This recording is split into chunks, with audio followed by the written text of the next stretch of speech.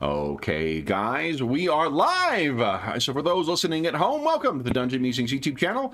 My name is Kevin Madison, and I will be your friendly, what am I going to be, your friendly Kingmaker today, because today we are carrying on with our ongoing campaign playing Paizo Publishing's outstanding Pathfinder 2nd Edition fantasy RPG, and we are using that to play through their latest version of their classic Kingmaker adventure path, or mega adventure. And with me today are the stars of the Kingmaker campaign. We are waiting for one to arrive. He is currently wrapping up busy strike business because he is a member of the WGA and is currently helping to get a better deal for writers, if not everywhere, at least in the U.S. But apart from them, we'll introduce him when he goes on and probably indulge in a bit of teasing. Let me introduce you to the rest of the stars of the Kingmaker campaign. First up, we've got Jeffrey, which tells who you are and who you're playing today. Hey everybody, I'm Jeff, and I'm playing Trog, and he is a goblin brigand sorcerer. Wait, did you say he's a bandit? No, Kevin. Bandit? Oh, a brigand? No. Did I say bringing him at baker? He's a baker. Yeah. Next up is John. Hey everyone, I'm John, and I'm playing Ramirius Soronis. He is a human warrior muse bard, and he is a sword scion. Nice. Next up, returning from the backwoods of Appalachia, is Jamie. Hello everyone, I'm Jamie. I'm playing Brommel. He's a lizard folk thaumaturge and also a sword scion. Nice. Next up is James, joining us from the Ungodly Hour. Right, I'm James. I'm playing Vaz, an orcish soldier who's previously been a mercenary and more recently has tried to edge up by being a sword scion. Nice. And last, but certainly not least, from his new workshop is our resident armor smith, Dave. Hey everybody, I'm Dave, and I am playing a non-sword scion, human swashbuckler. So, guys, we had the last couple of sessions have been pretty eventful ones, as far as seeing the group cohese together. And last session saw, I think we had to take a Friday off a month ago. We may have missed a Friday. I think because like, everybody had stuff going on or was sick or whatever. But we did play 2 weeks ago. What happened last time, guys? I took notes. Hey. They're actually compositions, but I haven't wrote them in prose yet.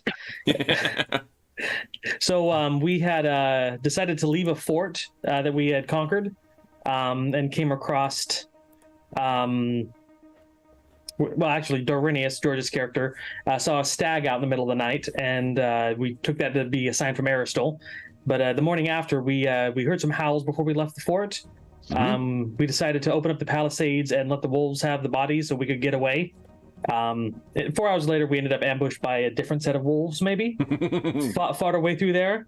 Found a burned-out cabin in the woods. So we decided very poorly to rest there. Mm-hmm. Flooded cellar. We poked around a bit to see if it was okay. Heard some more wolves that night. Bunch of people freaked out. Thought the wolves were coming for us. We did not rest well. And then the morning after that, we traveled towards the road. We encountered some bandits in a gorge that we were traveling through to get there, and managed to talk our way out of a fight through some fairly decent rolls. Pretended to be bandits briefly, and then just skedaddled to the road. Set up camp. Saw some campfire down the road at night, and decided to investigate after we heard somebody scream. Yeah, I think it was Vaz who spotted the fire at night, yes. And then it was Drowinius who heard the screams.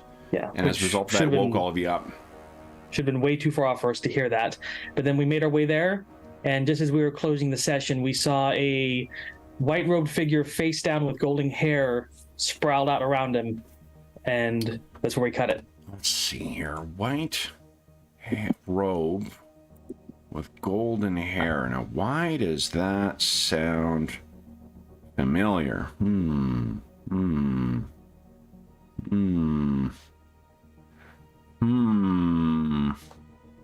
Where is he? I'm not going to keep Yeah, humming. it's- Oh, no. What is that? Why does that sound familiar? Maybe the cleric that saved our butt a couple days back. Wait, why would you think that? I don't know. That's a wild speculation. It's in my poems. All right. So then, guys, we have everyone's hero points set back down to 1. I've got everyone lined up with what they've got. I'd like everyone to think for themselves what their respective characters would have in their hands. I believe we had the dark vision contingent of our king-making squad up at the front, so that would have been at the time Trog and Vaz. Brommel, do you have dark vision? No. Okay. I couldn't remember if lizard folk, or if you were the kind of lizard folk that did. All right, so that means that it is Brommel and Shara and Remy who are back. And what, I believe it was Drowinius who had cast light on his staff. Do you remember whether Yes. anyone else had any other sources of light out? I had a torch. Ah, there you go. Okay, great. So then, the humans in the rest of the humans and the half orcs, is Vaz pure Orc. full Pure red? orc. Okay, Full bore. full bore. Got it. So then, Vaz and Trog, you were the first ones to see this. Probably Vaz is the first because of height advantage and the height of the grasses here. But Trog, shortly thereafter, you see them. This figure. We can imagine that they are probably about maybe 100 feet away. You can see this form sprawled down with those blood stains in the robe. So I imagine Vaz may have put her hand up to kind of halt the procession. Do I have that right? Yep. Okay. What do you guys do next? So, Remy, Brommel, and Shara, you've seen Vaz put her hand up to call for a halt, but you have no idea what reason. You all can see off in the darkness, maybe a mile or 2 miles and change away, is still that flickering campfire that's been lurking on the on the horizon as you've been the eastern horizon as you've been making your way there. So we didn't make it to the campfire that we saw, but we found this body on the way there. On the way there, because you guys were keeping a beeline between your fire and that fire. Okay. What's going on, Vaz? I see a body. Wait here. I'll go. And I will launch myself forward. Okay. Let's see here. Glaive in hand. Shara's going to draw a weapon and crouch down. Okay. Yeah, I don't wait. I go after her. Okay, so Vaz, you don't wait? I don't wait. No, I don't want anybody going by their own lonesome. Okay, so Vaz, you are going forward, and you can see the light is creeping behind you, and looking, you can see Remy has ignored you, is walking forward and leaving the rest of them in the dark. Oh, I do have the light, don't I? Mm-hmm. You have the light. Okay, I'll pause and I'll elbow Brommel and send him after her. Brommel can't see in the dark either, though, so... Yeah, I don't have any ability to Frog's in the dark? leave you. Trog is going with Vaz, he's already said. Okay. Yeah. So the 3 of us that need light are staying together, which is strategically sound. I like that Okay. part. All right. Well, milling around in circles, trying to. So Vaz... There you go. As you're making your way, so Vaz and Trog disappear into the darkness once they reach the edge of the torchlight. Vaz and Trog, what you're making your way towards this figure, it clearly seems to be an adult. It is clearly the size is, human or elvish or half elvish, something like that. Perhaps one of the mixed ancestries. Tell us how you approach this fallen person. Well, I get up, probably 4 or 5 meters away, and then slow and look around myself. Sure. As I poking out my glaive. You as I then have training in step survival, forward right? to her. Yeah. Yeah. Go ahead and give us a survival check.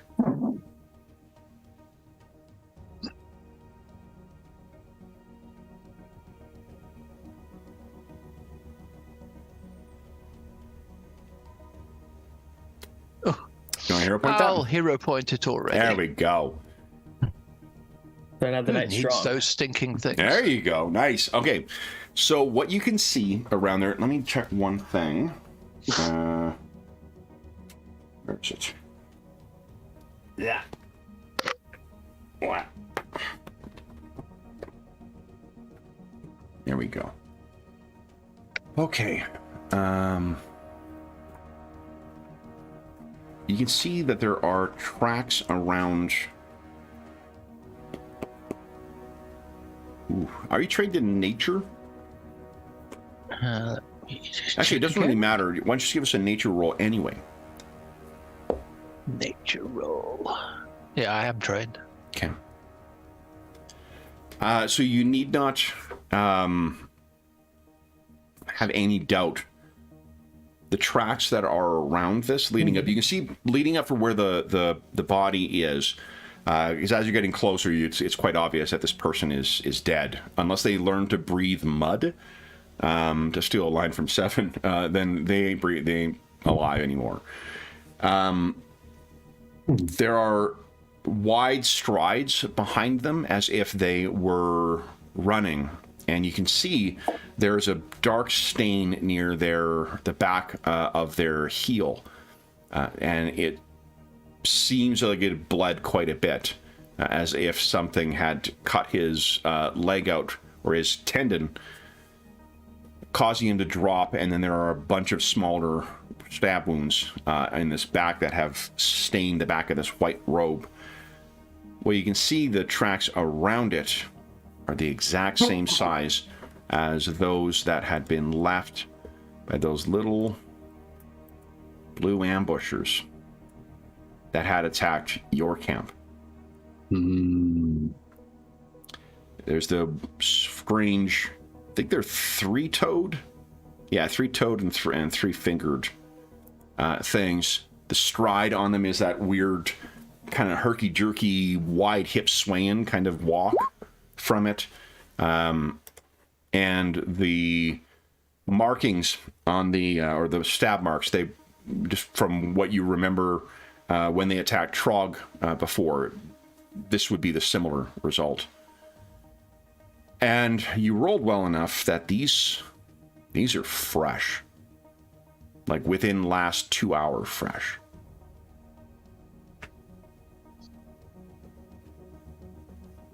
Trog, you sort of make your way up, and you can see Vaz is studying. I can't remember, is Trog trained in survival as well? Yeah. Go ahead and give us a survival check. Let's see if you know what you know without having to, Good at it, but Do you want to hero point that, or you don't care? No, it's dark and it's Yeah. Well, muddy. you can see in the dark, so it's not. That's true. Yeah, but what you're sort of just studying this stuff, and Vaz spares you a look, and what do you say, Vaz? See, you can see from the look on her face that she knows precisely what it is that took this person down. It's those weird little blue critters that we encountered before. It's them that murdered this man. That, Trog, just because of your past experience as a baker, your eyes go to the gash on the side of his body where someone has cut something that would have been weighed around his waist and then taken. From the stains on the back as well, too, and the pinching of the robe, it looks like this person would have been wearing some kind of belt. Right. That seems to have been cut off of him with very little effort or concern for how the person's or body may be damaged. Yes. They've been robbed, too. Can we see the face or no? They're like face down? That's my He's face next down step. in it. If you move up and take a look, there's a big thick beard on this fellow. So it is not the cleric. So I think there's a bit of a relief, even though this is not a good scene. exactly. Yeah, Vaz makes a sigh of relief at that point. That would have been an unfulfilled debt. Yes. So, having, I guess, is there anything else you guys wish to do with this now identified as corpse? Your allies have all their weapons drawn and are kind of peering. You can see them peering out from the darkness or into the darkness from the light of their torch. Yeah, I would move to their torchlight and wave them over, like move where they can see us. And Okay. So you see little Trog comes out of nowhere, gestures for you to follow. If you follow forward, you see exactly as I've described. If any of you wish to see, Remy's got the torch over it so you guys can clearly see this. Oh, it seems like there's a dog out there somewhere. Okay. Human dogs. So it looks like he just bled out. It looks like he was... Stabbed in Who's the got heal? Medicine.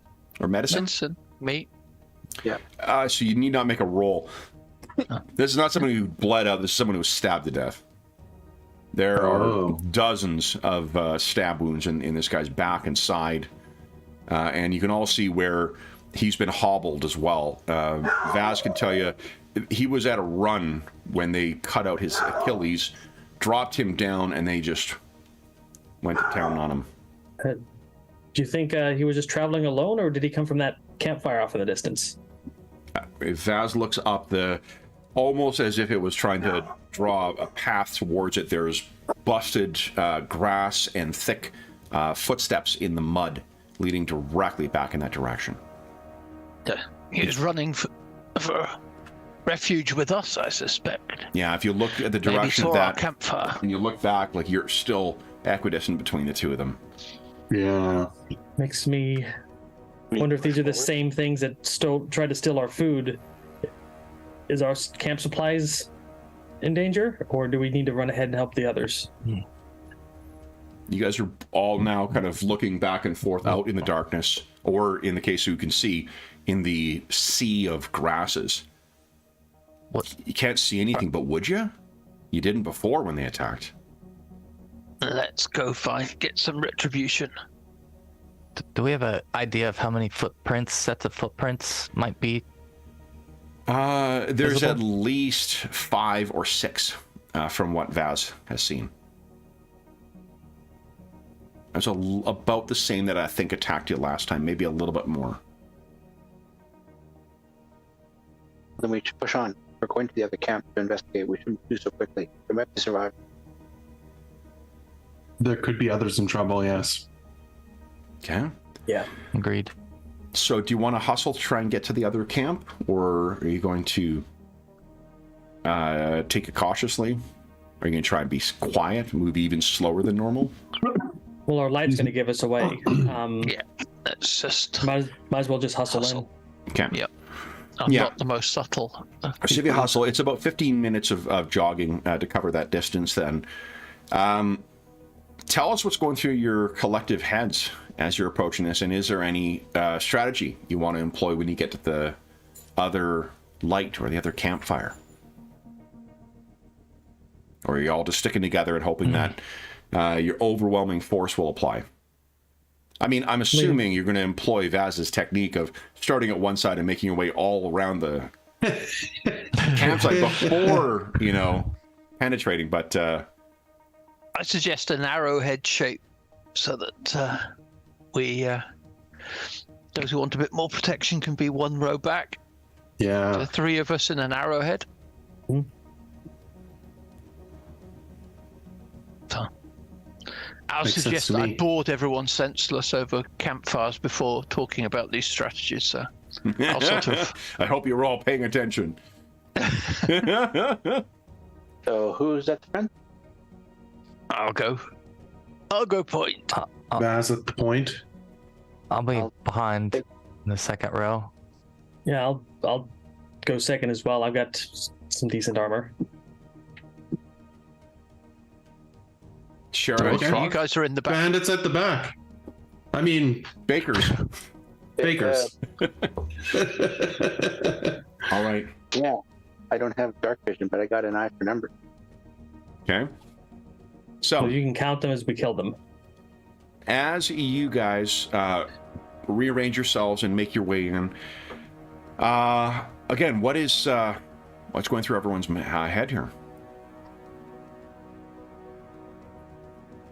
And who was it who suggested? A near miss of the not protecting that priest.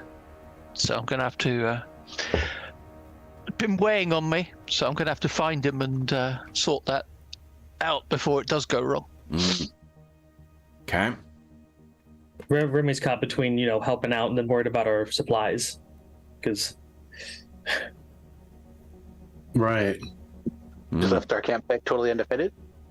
Well, if Yes. we'd left somebody behind, we'd probably find them not alive. So. We can always see what blue meanies taste like. That's such an orc thing to say, Vaz. Cannibalistic, too. I'm wondering if Brommel could draw on his ability to exploit a vulnerability. He has a feat that might be useful, that if he can draw on an experience fighting them before, that he might be able to find a way to repel them. Okay, let me just quickly.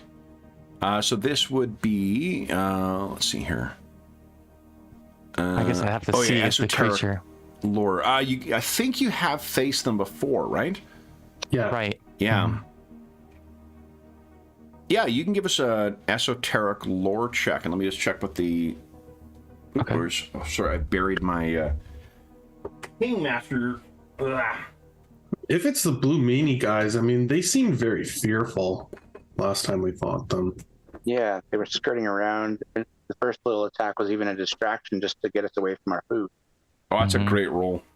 It's those big centipede things with them. Yeah, those are poisonous, were they not? Mm-hmm. Yep. That's right. That's right. Carries forward, I believe, the proud tradition of AD&D, where centipede poison is one of the most lethal things you can encounter at low levels. Yeah. So what, Brommel, what I can tell you is, let's see here. So on a success.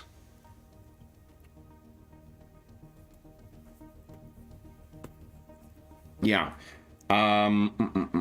You remember that the stolen lands in general, these were places that used to be, in the time before the Earthfall, these lands were said to be the wilds or the hunting grounds or, the nature preserves of the elves.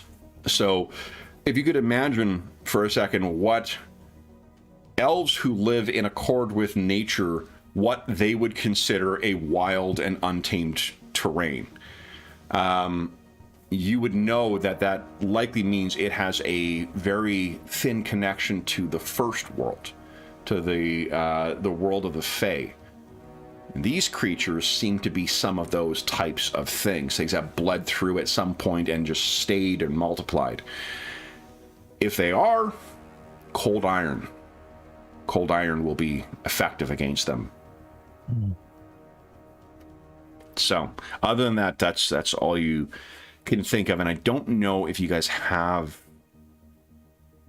cold iron on you. Yeah, although I can't remember if you've got a.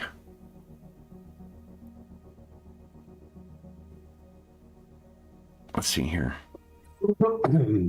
Yeah, so I think it's you can exploit either the mortal weakness or its personal antithesis. Your unarmed and magical and weapon strikes become magical if they weren't already. Right, so I think that will give you the. I think it's supposed to be that you get.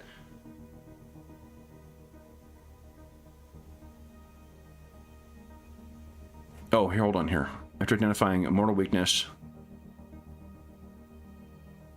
Ah, there you go. Okay, so you can affect. You've got something in there where you can rub iron, cold iron shavings on your blade or something like that. There's something you've got in your esoterica that you're able to apply so that you would. You'll be able to take advantage of that. Yeah, the cool. Thaumaturge got a really neat bag of tricks that they can exploit. So then I think what we arrive at is you guys get close enough to be maybe 50 feet away from where the light of the campfire can be seen. The campfire here seems very similar to your own, although they've built a much bigger fire than what you had built at your camp. Looking back, your camp is just a little wink of light that is dancing far off behind you. There are only bedrolls here. One bedroll that is empty, and there is a second that has a stripped human, is it human? A stripped dwarvish male corpse on it. I say corpse because it is unlikely that anything could survive the amount of stab wounds that you see in this thing's torso. If you were to guess, that thing was caught at sleep. Apart from the dwarvish corpse that has been roughly disrobed, and you see again, Trog, that sick. Someone took a blade to the side of this thing's body and cut off a belt again. They did not try and cut use any kind of art or finesse to get it off. They just cut in and then across. From what you remember, and they used those blades on you too, Trog. Remember, you got really messed up from when you guys faced them. Right. Other than those two, there does not appear to be anyone else in the camp. You guys are still in the darkness on the edge. What would you guys like to do? Any way we can track where these things came from or went? If you have been, well, hold on. Do you have any training in survival? I don't. This would be something he was saying out loud. Yeah, exactly. Yeah, Vass, give us a survival check, please. Oh, it's past 7:30. Everyone gets a hero point too. Nice. Yay! Ooh. Do you wish to hero point that? Better do it. We're gonna be running off in the middle of nowhere, not chasing. Sorry, it's I know exactly where they've gone. sublime to ridiculous. There you go. All right, so what you can tell is from seeing them going around, you can tell they have taken everything not nailed down in here. It looks like there were packs that these two were traveling with, perhaps with something heavy, at least in the dwarf's pack. From the chafing and the dragging around, the dwarf seems to have been someone who would wear heavy armor. I know it's unusual for a dwarf, but definitely seemed like it was someone who would do that. You would guess that the group is around between 12 and 18 of the blue meanies. They seem to have come, as when you guys were attacked, they seem to have come from two different directions. You can also pick up that there are other vermin in here. There is the skittering trail that makes you think of the centipedes once again, but there are very large tracks that, let's see here, if you count the legs, this one's easier to do because it's bigger and there are fewer of them. You guess 8. Definitely 8 legs of something that would have likely been the size of a pony. Ooh.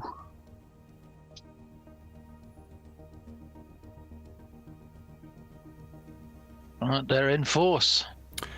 The tracks go south, back or southwest in the direction of the stolen lands themselves. Seems as if they have come up to here. And then they have, split off. Some went off in the direction of the others, of where the rogue figure was. It may also explain how they were able to catch up. That giant 8-legged vermin. That thing could have easily, if its stride, unless it's, particularly slow, its stride is much wider than what a human's would be.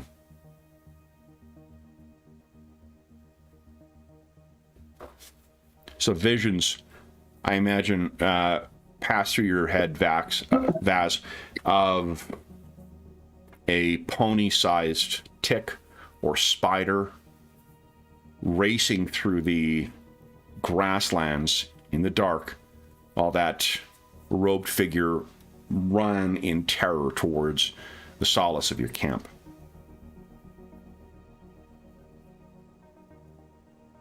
What do you guys do? There's been dirty work done here tonight. Yes. But certainly we need to beware, especially in the dark. It would be heavily outnumbered. Danger abounds here. Brommel, you would also, I think, have rolled well enough to know that those things could see in the dark, likely. As easily as what a goblin or an orc could.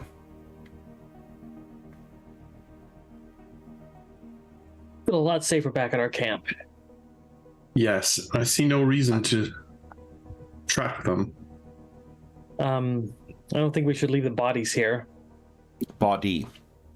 Well, the body, yeah, but there's another one down the road. Should we haul them back to camp and get them buried? Or just leave them?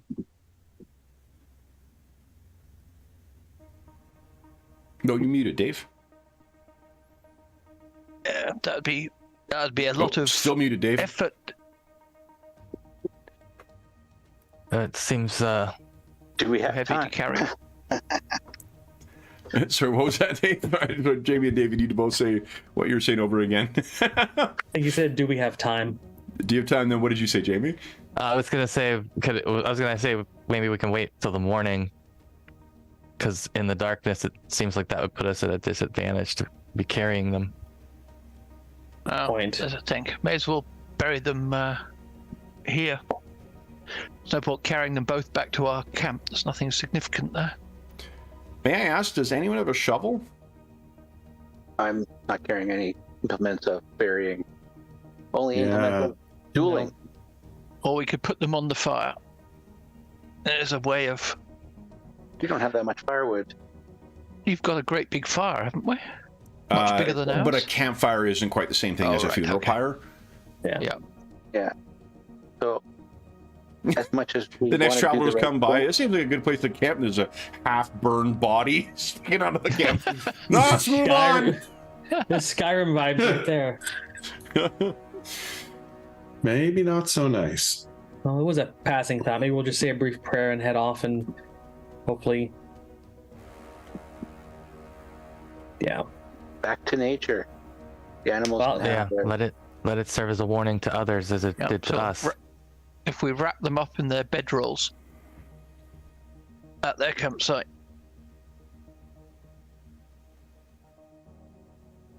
it's the best we can do for them, probably. Yeah, we could do at least that much, I suppose. If their bedroll is still here. Yep, that is one thing they did not take. Okay. Okay. Who is heading back? Who is staying here? Or are you all traveling as a group? I guess let's Yeah, all back as a go back group. to the camp and pack up our own. Yes, let's stick together. Okay. Yeah, we still got to finish our rest Yeah. cycle. Do we hustle? You can hustle back as well. Yeah, I mean, it will be... it's like 4 miles to hustle all the way back. So that would be a half hour of running in a jog. But I think all of you... Does anyone have a constitution that's less than 10? In a game that Kev runs, that would be suicide. I got a 12. Okay, so I think you're not going to worry if it's only a half hour to hustle back to the camp, and you're not worried. It does mean that if there is anything lurking in the darkness, they will get a surprise on you because you're not spending any time paying attention. We hope they got enough pickings from these two poor chaps. Okay. Then you guys hustle back in your arrowhead formation, and you get back without incident. Your camp, to outward appearances, is exactly as you left it. The flap to your tent is down, though.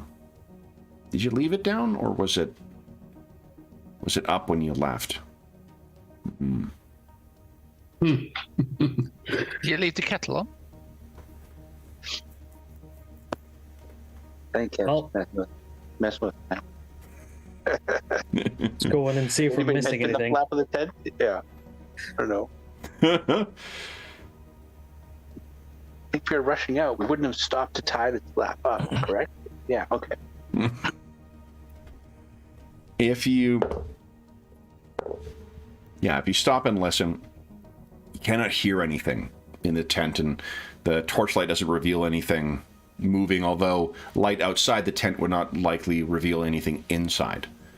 Who's the one who opens the flap? I'll open it with Remy right beside me. Okay.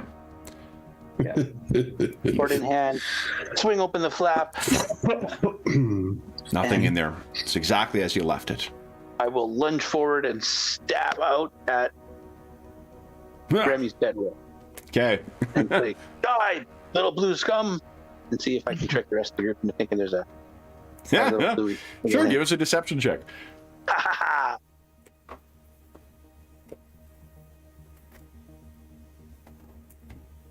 Just for fun. A terrible deception. Not terribly convincing. You see Not Remy sure looking what at you funny. Yeah. Well, this is good because if I really would have deceived you guys, that would have been really bad. But I'm trying to make a joke. Everyone's Lighten hacking the up the- tent apart. Lighten up Wait, the no, it's a room. joke. Oh, damn it. Lighten up the mood from the tense evening we've had. But The Okay. evening ain't over. No, you guys will still, because the like normally attacks on an hour when your night is disrupted, but you guys have spent about 2 hours going and investigating and looking at the corpse and walking and whatnot. Not quite two, maybe like an hour and change. yeah. Drawinius was finishing up his watch. Next up will be, I guess, Shara, because I think you missed last session. So, Penalty for missing. not a penalty, an opportunity. An opportunity for missing. I mean, no. How well Well, do you if- think, or how easily do the rest of you find it to fall back asleep? Or are you Oh. intending on packing up everything and then getting moving right away? No, I definitely want to sleep, but it's going to be a hard time getting to sleep because, I thought that was Tristan there for a second. Mm-hmm. James, I know it's going to be a stretch for you to imagine being woken up in the middle of the night to have to pay attention to something. And the viciously bad temper it puts you in. Yeah. No, I think she's used to going on yard duty and all the rest of it. So. Oh, yeah, right. I think we made the and all the Hicks rest joke of it, before. Somebody wake up Vaz. So Vaz falls asleep very quickly, and you guys can hear her soft snoring. What about Trog, Remy, and Brommel? I think Brommel's getting used to having an uneasiness at all times now. It's just becoming his new norm. And he is somehow able to close his eyes and get some rest, albeit lightly sleeping. Okay. Remy and Trog? You go ahead. Remy takes a few minutes just to wind down and maybe starts, I don't know, sketching something before sleep takes him.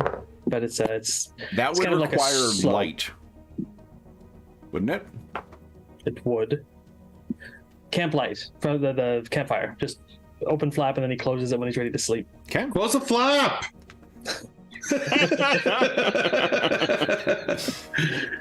No, Trugs. I mean, they were strangers, so I think that's not going to trouble him too much. And like, he's kind of getting used to there's danger everywhere we go out here. So I don't know if that would be weighing too heavy on him at this point. No. And if that was our friend the cleric, that would be everyone else's fault because I voted to go with him and not desert him. So that wouldn't be my fault. Yeah. That's someone else's conscience. And Shara, with you sitting around the campfire, you can still see the campfire burning off in the distance from where that body awaits, and then likely the one in between as well. Let's go through Shara's mind. I think Shara's on that kind of like what Jeff just said, like there's danger everywhere. Or maybe that was Jamie.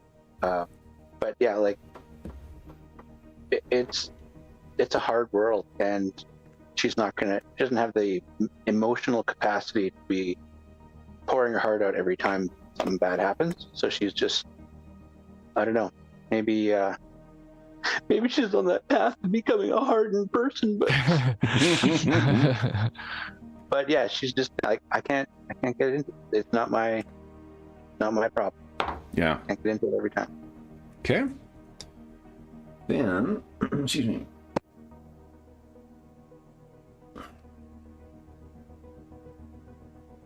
All right.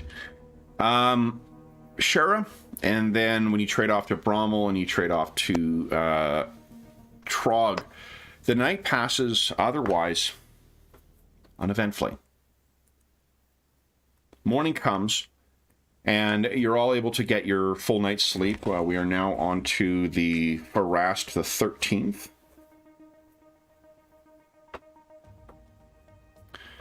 Sorry guys for the strange facial expressions. I just opened up the first bag of matte black. Ooh, nice. And let's go to take a look at the overland map. I didn't move this up. The scooch. It should be right there. There we go. All right. So, remind ourselves where our caravan is. Now. Nope, it's just loading. There we go.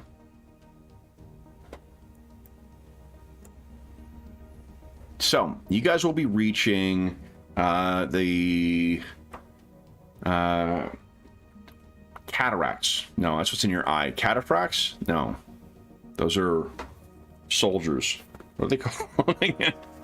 Those are Persian cavalry.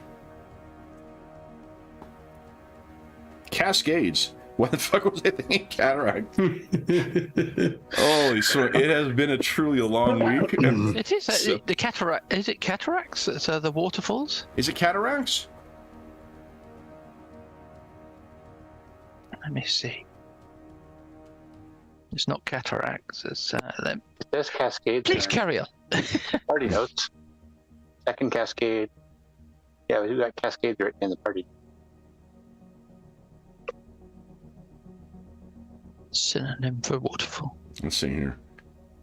Cataract, yeah. Cataract is synonym for waterfall. Oh, there we go. Okay. Then, But not a cataphracti. not a cataphract. No, it's not Persian soldiers that are charging you. So what you guys find in the morning? Oh, we already rolled for weather, Dave. So you're off the hook for today. The weather is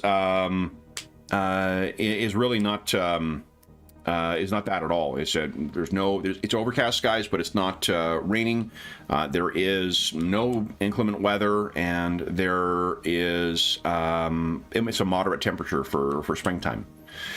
Oh, kind of boring, actually. Yeah, we keep it nothing but exciting.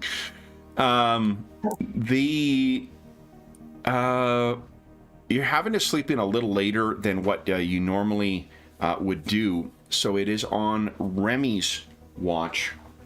Give me a second here. I need to quickly. What am I going to do here? I have too many books open. There we go. Put you there. Let's get in a book. Everybody drink. I don't have to get up though, as I already made the little stacks around here. So, but I mean, don't let me stand in the way of taking a drink. So. In fact, because I was thinking about him today, here we go. To Mo. Yeah, to Mo. Cheers, Mo. All right.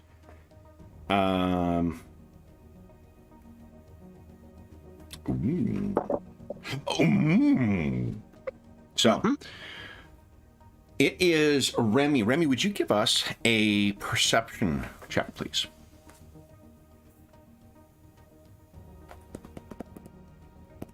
Are you satisfied with that? Nope. I will spend a hero point. Okay. Let me move you guys back to here. So be. There we go. There you go. All right. So, I mean, you're up. The sun has come up at this point, and because I think we had you were usually the last one on watch because you know you don't need to worry about. You can have the pre-dawn light to kind of see by. And you're past that hazy bit. The sun has come up enough in the sky, so it's that pale blue all the way out to the west. It's still dark off in the west, but the pink of early dawn has given way to just the brightness of the rising sun coming through the clouds. And to the... Would you give us a D8 roll, please, Remy? Further back in the, because you guys, I believe, were on the north side of the road where you made camp. So it'll be further north from this. You can hear the sound of something snuffling in the grass. Sound like a bush baby, does it? No, those things don't make sound until they do that scream as they're coming in.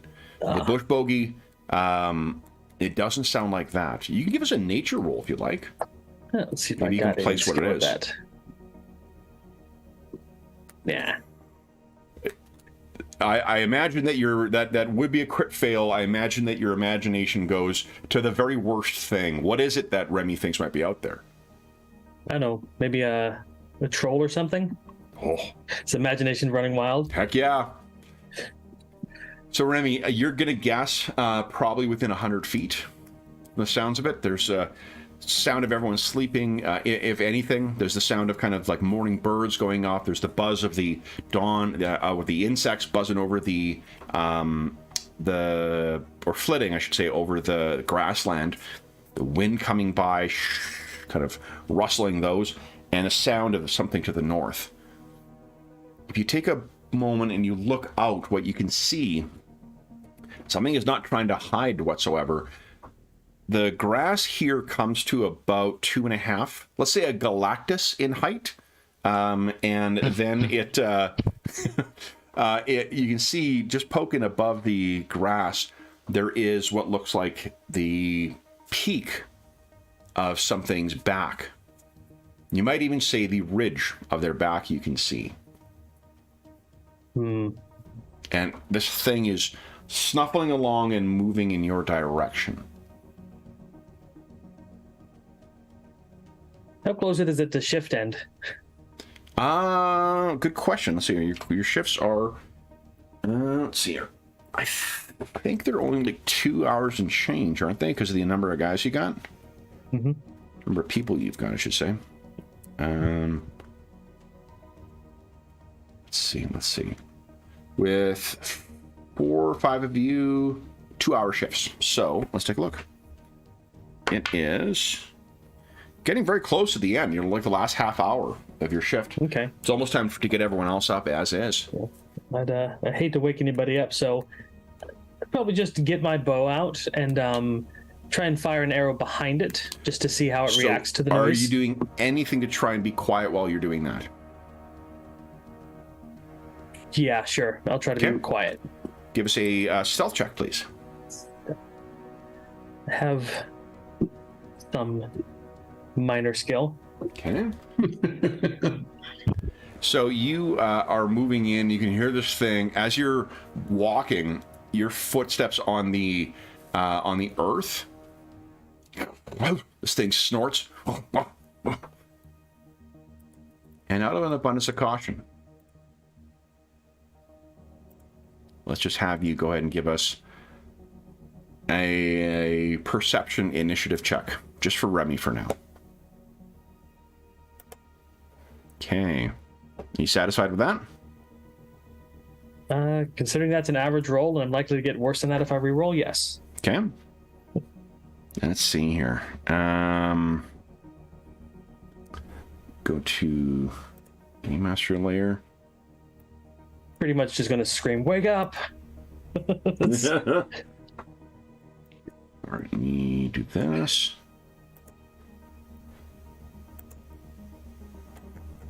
Screaming in pain does the same thing. Yeah, but if I'm not in pain, it gives you just that much more time to get to me before I'm actually in pain. Okay, that sounds right. Yeah, good call. Yeah. Well, it's also, I mean, that's assuming it, whatever it is, doesn't engulf his head. I'm sure that won't happen, but, you know. Yeah, if it's actually a troll, then yeah, it could probably bite my head off. Rips out your larynx. Okay. Here we go. Oof. All right. I've rolled initiative for this thing. Last chance to re-roll if you choose to. Can I keep the higher of the two? You cannot. Then I do not. You take that shit to Savage Worlds. I get there. Can we post some cards out? That seems like way more fun. Yeah. Kingmaker, Savage World Pathfinder Edition. Y'all are gonna die. Easy. Very easily could be done. Well, we were talking about this the other day, that I wonder if their next box set, now that there's a new Kingmaker out with all the stuff for it, and it seems like the first two Savage Pathfinder box sets did very well. I wonder if that's the next one they'll do. Maybe. Be good. I mean, I wouldn't switch to the. I love Savage Worlds, but like I also love Pathfinder too. All right, so that's it. Last chance. Nope, not doing it. All right, we are at 8 o'clock right now. Everyone gets another hero point. All right. I'll say that I'm gonna does have not to die. Clearly, I'm going to have to do a nature re-roll in a second. It's the important stuff for the general, you know. All right, so then this thing, let's see here. It snuffles. It is going to seek. Okay. Then what? Whew. Comes charging out. And is 10 feet away from you, Remy. You do not have your bow as of yet because you had to get up and go get it. Is the thing that won initiative. It smashes over. If there's anything that is sitting at the side, perhaps your backpacks or something like that, scattered around. That's probably As a heating up boar some water. Comes racing out and is squealing and knocking shit around. Would everyone who is sleeping kindly give us a perception check? Not initiative, just a flat perception. As long as you get an 8 or higher, you're going to wake up. Okay, another hero point. I guess I could have just saved the time, just have you guys roll initiative with perception and then put people who are 8 or less as still asleep, but that's what a professional DM would do. Yeah. Okay. Looks like everyone is awake. So then you're all... Next round, you will be able to roll initiative, and then we'll take your initiative in order. Remy, you 3 actions. What are you doing? Said it was 10 feet away from me? It is about 10 or 20 feet away from you. Within one move in any event, or stride. Gotcha. Well, he's gonna whip out his sword, just as an action. Okay. He's gonna take his dueling cape and wrap it around one of his arms. Okay. And then he's gonna shout, "Get up, everybody! There's a boar in the camp!" We'll assume that is Don't be so harsh on yourself. Point out action. Yes. Okay. And that'll be just him getting into a defensive stance. All right. So- So then would everyone who is not Remy click on your token and then go ahead and click on initiative using perception, please. Once we have And then everybody. you joke about me like not being able to see a boar coming to camp. I'm gonna put something in your stew. Trog, close the flap! It is closed. All right. Before I reorder everything, is anybody spending a hero point to reroll their initiative? Those of you at 3 hero points, I will remind you, this isn't Savage Worlds. You have a max of 3 hero points. Right. Okay. I know it's so hard to get you to spend, narrative meta currency, Jeff, but I know. it's a little better. Anybody else, or everyone else satisfied with what they got? You guys all rolled pretty well, actually, so. Okay. Then, Brommel, I can tell you have a higher dex than what this boar does.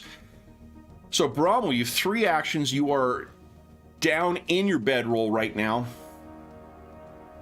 Yeah, I think Rommel will get up out of his bedroll first. So 1 draw action. His sword second. 2 actions.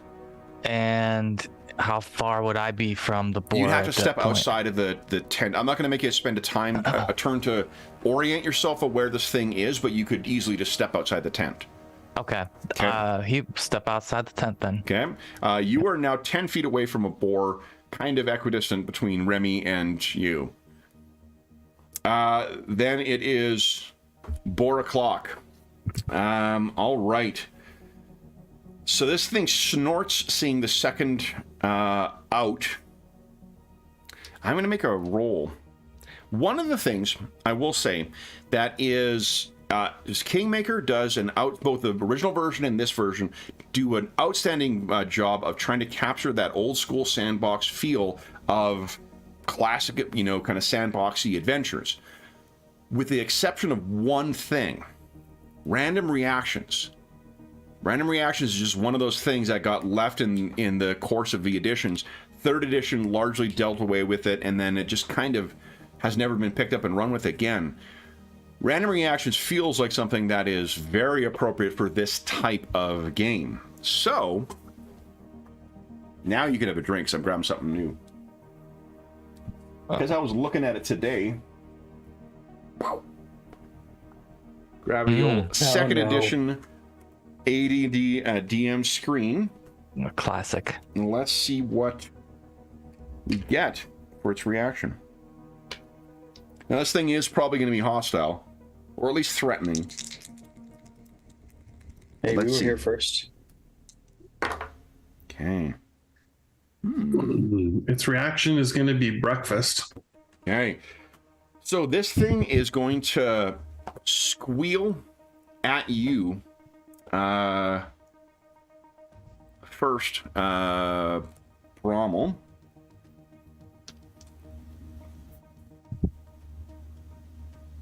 Eesh. There he is. Okay. What is your will score? Bonus. 5. So Plus 5. Okay. Yeah. So your pass will be 15, or target number will be 15. All right.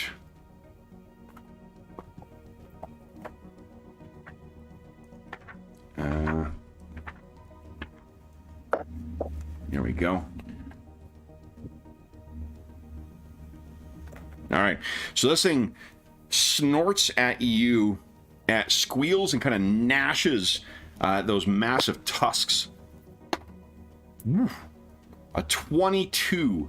I am 1 off from getting a critical hit on my demoralized check. So, Brommel, you are currently frightened 1.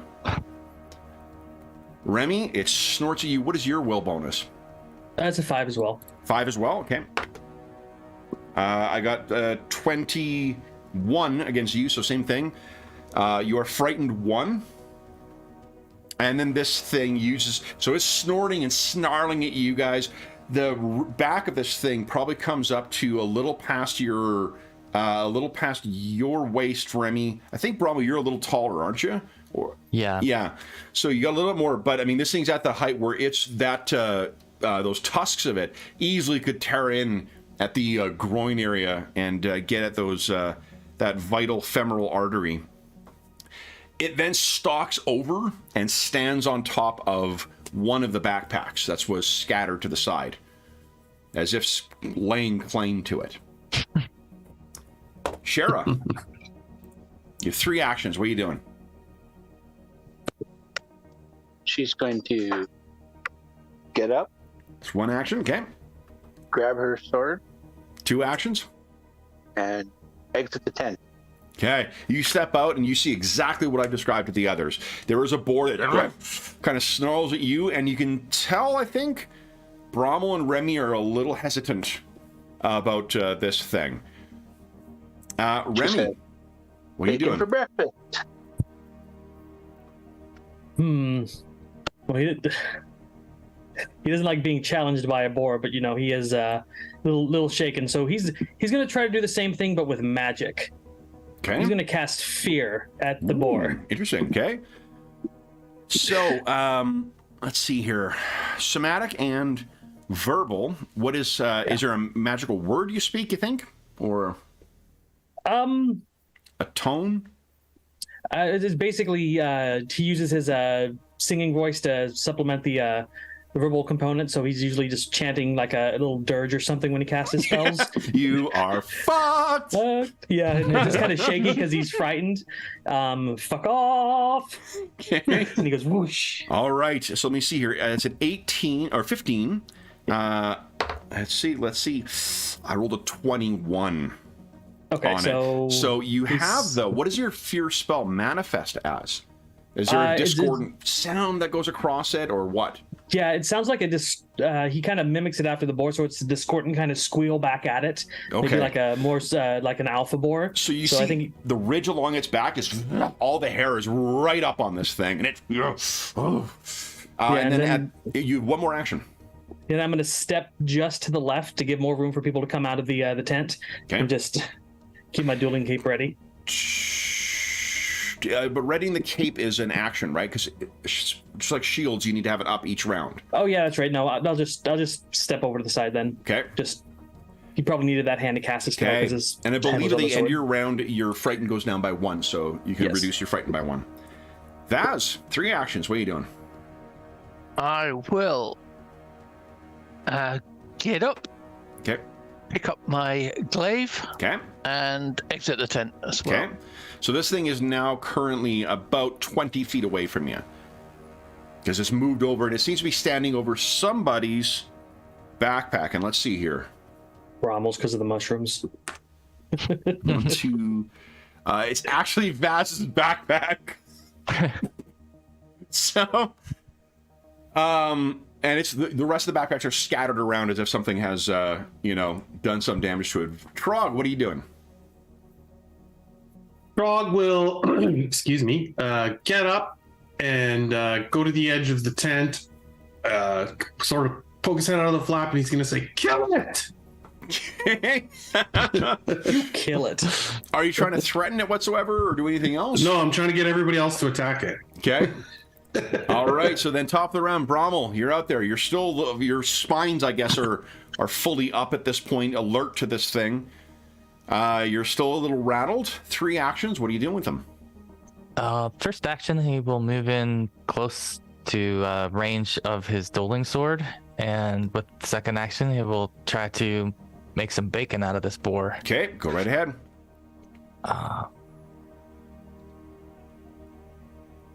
And do I? Oh wait, never mind. There we go. Okay, that is not going to be good enough. You want to hero point that? I do. Okay. Absolutely. Yep. Okay, so you move in. And, oh no. One more action. All right. I'll go ahead and risk the second attack. Okay, here we go. That's why they put 20s on these dice. No. All right. Do you want to hero point that? Definitely. Okay. Oh gosh. And goodness gracious. Another miss. Just fanning him off. Oh, and that's also, you use attack 1 for that one. Oh, yeah. Doesn't matter. Oops, sorry. Yeah, it would have been even less. Okay, so you kind of run in. You reduce your frightened by 1. But then it is boar time. And what is your AC again? 15. 15? 1-5? Yep. Okay. I'm sure it's fine. No, it's Totally not. fine. No, it's not. The guy wearing leather armor tanking, it's going to be, everything will work out. All right, so first thing this thing does is surge towards you, and it is going to try and gore you with its tusks. That is it's actually only a 16, so it's a hit, but not a crit. So let me damage. You take 9 points of damage. This thing tears up your leg. Oh, goodness. It follows up with a second one. This will be at -5. That is a net 1, so that is not going to hit. I think instinctively came back, or perhaps it was blinded just by the sheer amount of blood coming out of you. Oh my god! What a strange defense mechanism. And then its final one. You know what? I'm going to roll randomly again and see what it's now hostile towards you guys. So let's see. That wasn't hostile? That was threatening, not hostile. So then it is unfortunately going to carry up with its third attack and try and get you. That is a 17, so that is actually good enough. Brommel, whoa, jeepers. Brommel, that is another 9 points of damage. So I think what happens, guys, you see Brommel kind of charge in, and two deft blows that this thing seems to avoid. Remember, 0, there's no negative hit points in PFT. And then Brommel's basically like pulled up like a rodeo cowboy, bounced around, you see blood spraying out, and then he's dropped down to the ground. You're at dying 1. That's it for the boar. Shara, what are you doing? She was going to charge in and help Brommel, but now there's no Brommel to help, so she's going to twirl her. You can delay in the action order if you want to let someone else go first.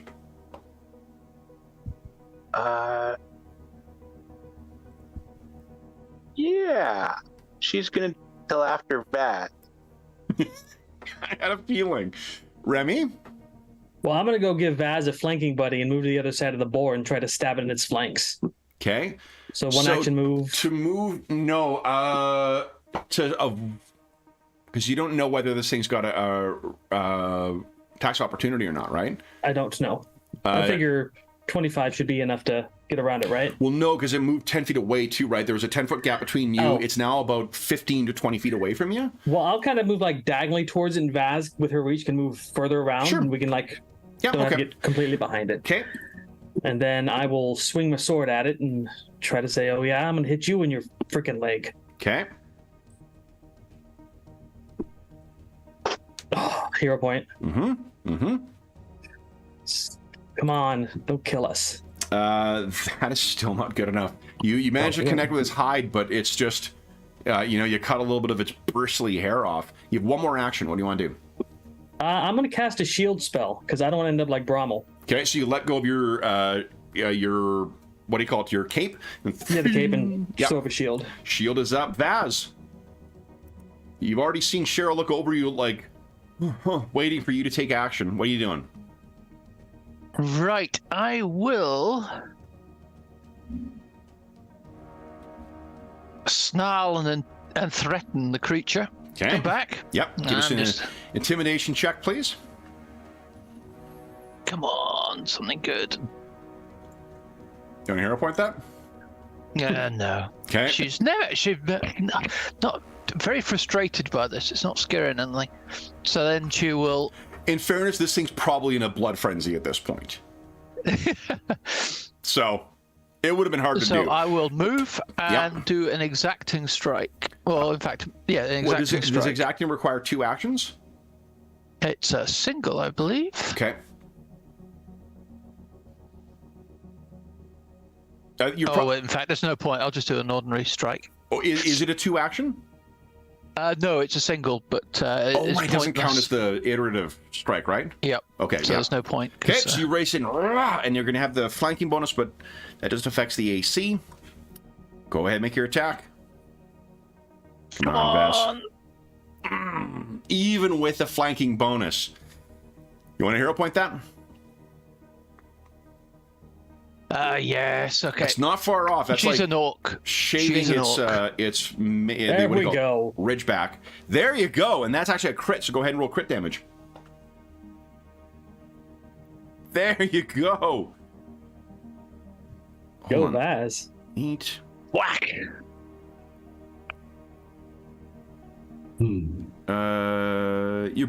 Your strength bonus is what? 3 or 4? 3. 3. Okay. Yeah, she's got it's so the deadly 6, trait, right? 15. So it's an extra D8 when you crit. Oh, okay. Hold on. I don't think deadly. It's not an extra dice, is it? It just scales up to the dice. Let me see if I could have that wrong. So that your crits seem pretty high for. The thing, and I could be wrong about this. There we go. Deadly. Nope, adds a damage dice of listed. So forgive me. Yeah, deadly Roll this weapons are after. deadly. Yeah, roll this after the dice. So you're not doubling the D8, right? It's just adding a D8 on afterwards. Yep, D8 additional So you- damage at the end. Okay, perfect. You double the D8 and then the.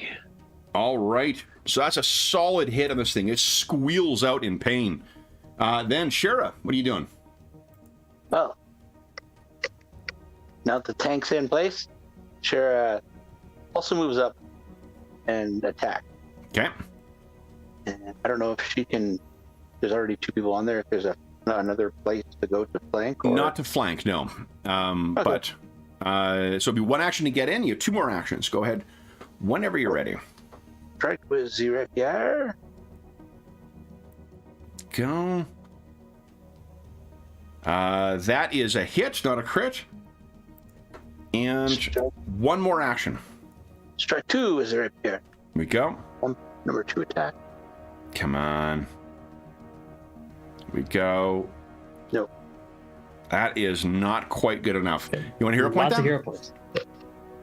Yeah, because she's got 3 hero points. Tons, yeah. Oh, it reminds me, I noticed last week there are some other... there's some API add-ons we can use for PF2. I can't remember what they are, but some of them are I remember seeing that, like, oh, that would be helpful, and then I completely forgot what they are or to add them to any of the games. So I'll just remember that for next time. Beyond just the character sheet, there's some add-ons that people have created for this character sheet. That is a miss. Cool. I think that's it for your actions, right? Yep. Okay, Trog, what are you doing? I'm going to circle around a little bit, and I'm going to cast Produce Flame. Okay. Well, Bromwell's already down. Why are you attacking him again? Yeah. Okay. Oh, that is a solid hit. And with that, the boar falls down, scorched on the outside.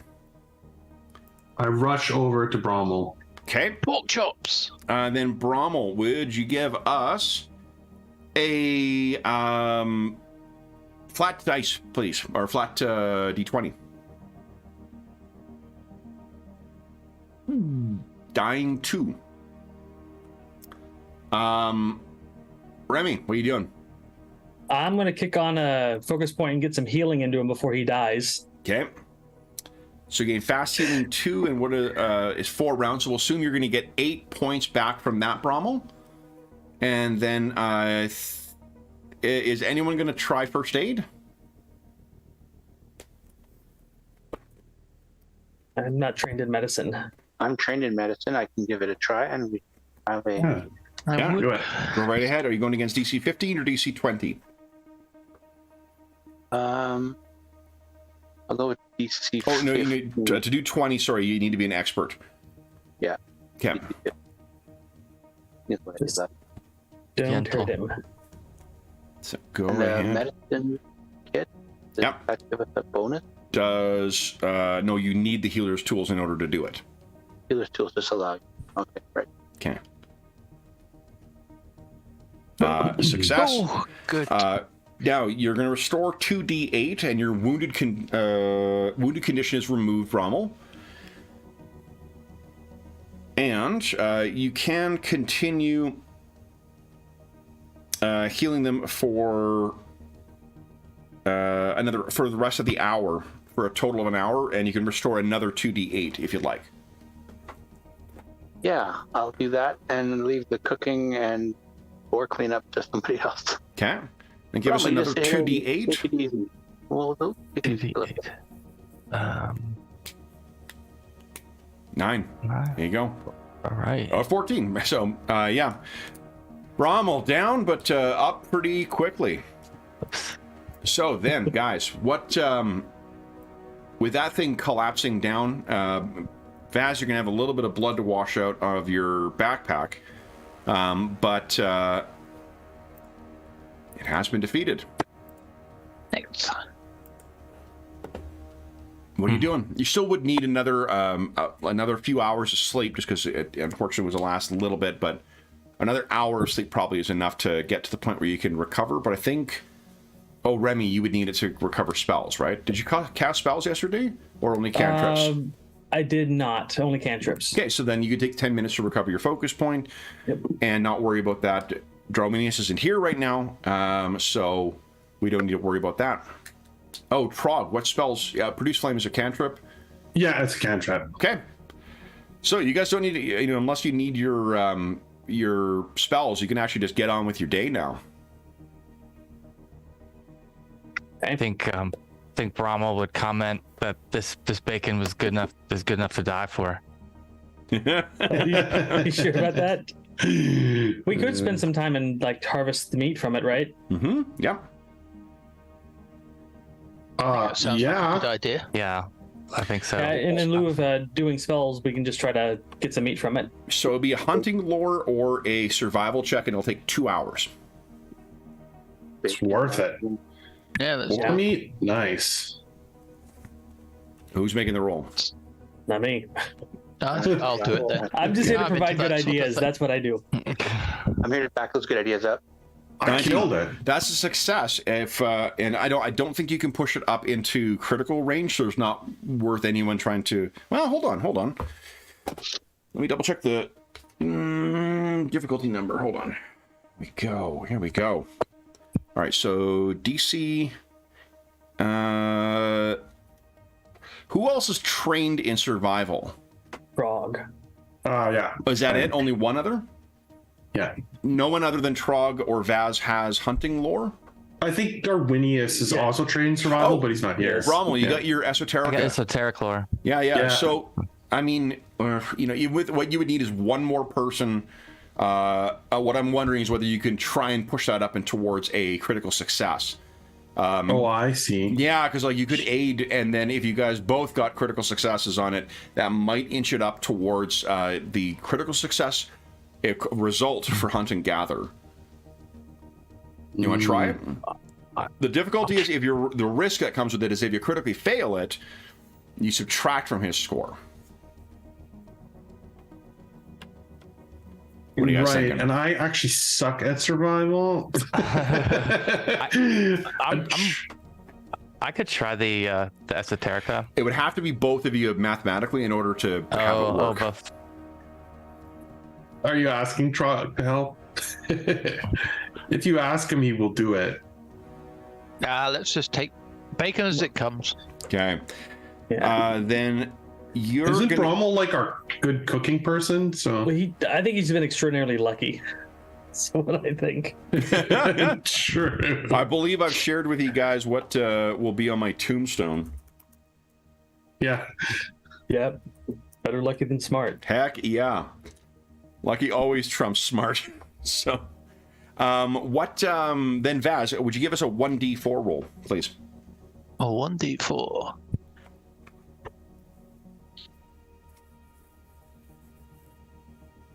Okay.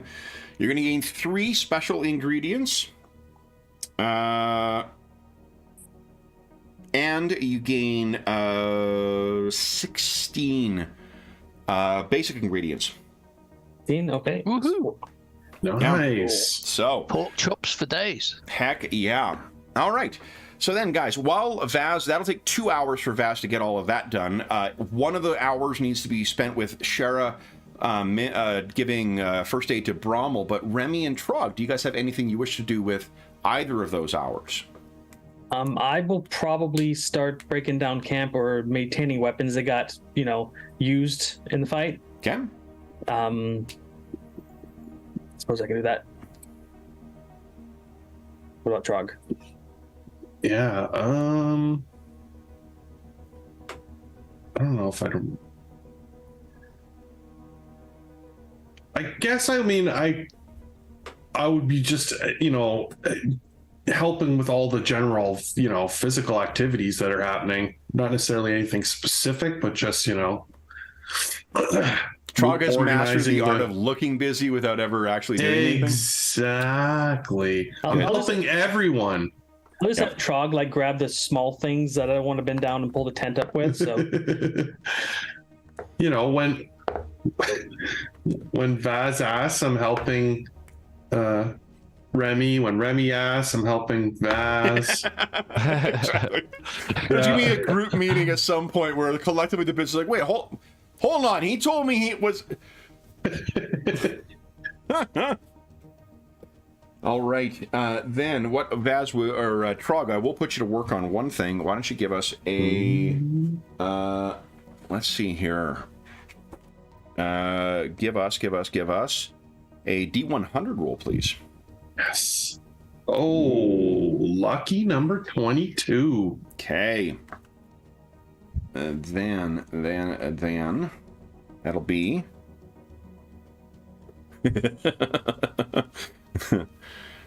All right. So then, yeah, 22. Those doubles, those are always good in most games. Yeah. So with the it's 8:30. Everyone gets a hero point. With your healing done, Brahmo, what the heck is your experience here? Oh wow! I think You got up and then suddenly like, holy shit, I'm unconscious. he was probably not even really fully awake when he got gored, and then he was suddenly unconscious. So I think it's been a blur, and I think he's at this point glad we got something from it, but he's a little embarrassed as well for just running into the fray without knowing better. Yeah. All right, so then it will probably be the sort of third part of your day when you guys are finally able to get going, between like the extra time you needed to sleep, the extra time you were prepping. You're really only going to have a 4-hour window to be able to actually travel today before it starts getting dark. What is the plan for the rest of the day? Were you still intending on going to collect that body and then bring the two of them together, wrap them up, and leave them at that other camp, or you just leave them where they are? I don't know what you guys think. We've wasted a lot of the day. Yeah, we found the sword, but we didn't get back in time. Sorry, because we were burying bodies of people we didn't know who were inconsequential to the world. we have time. How many days But, do we have? We don't have a shovel. It's a harsh place. If we take time to bury everyone that falls, we may never arrive. This is our 9th day of travel. It's Faras the 13th. It is? Oh, did I miss a day? When did I miss the day? We need to keep moving. Well, I just announced it was Just Faras this the morning. 13th a moment ago, Yeah. so Yeah. I'm just wondering where I missed a day in my notes. that seems like a you problem, not a me problem. So, what do you guys intend on doing with the last 4 hours today? Hustle. Well, if they're against it, I'm not going to tell them otherwise. We can just go. Vaz, how are you feeling? I'm feeling inspired by the thought of a good dinner ahead. Okay. Then, with everything packed up, with a sack full of bacon ready, or pork chops, or whatever, you guys are ready, or ham. I'm a little hungry. You guys will be hitting the road. Moving on out. Yeah, it is.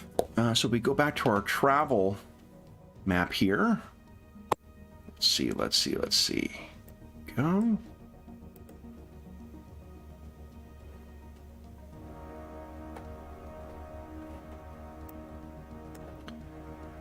So you guys will be reaching Cataracts today.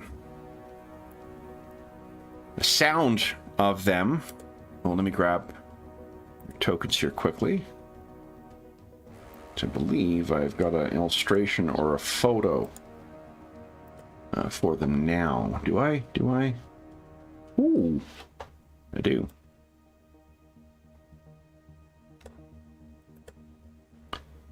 This is not a perfect comparator, but I'll give you an idea of what the larger ones are and what the...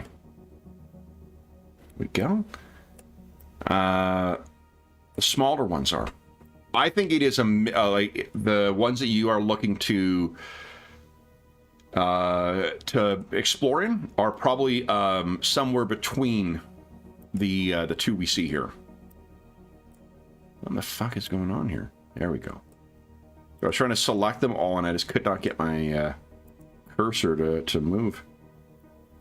Okay.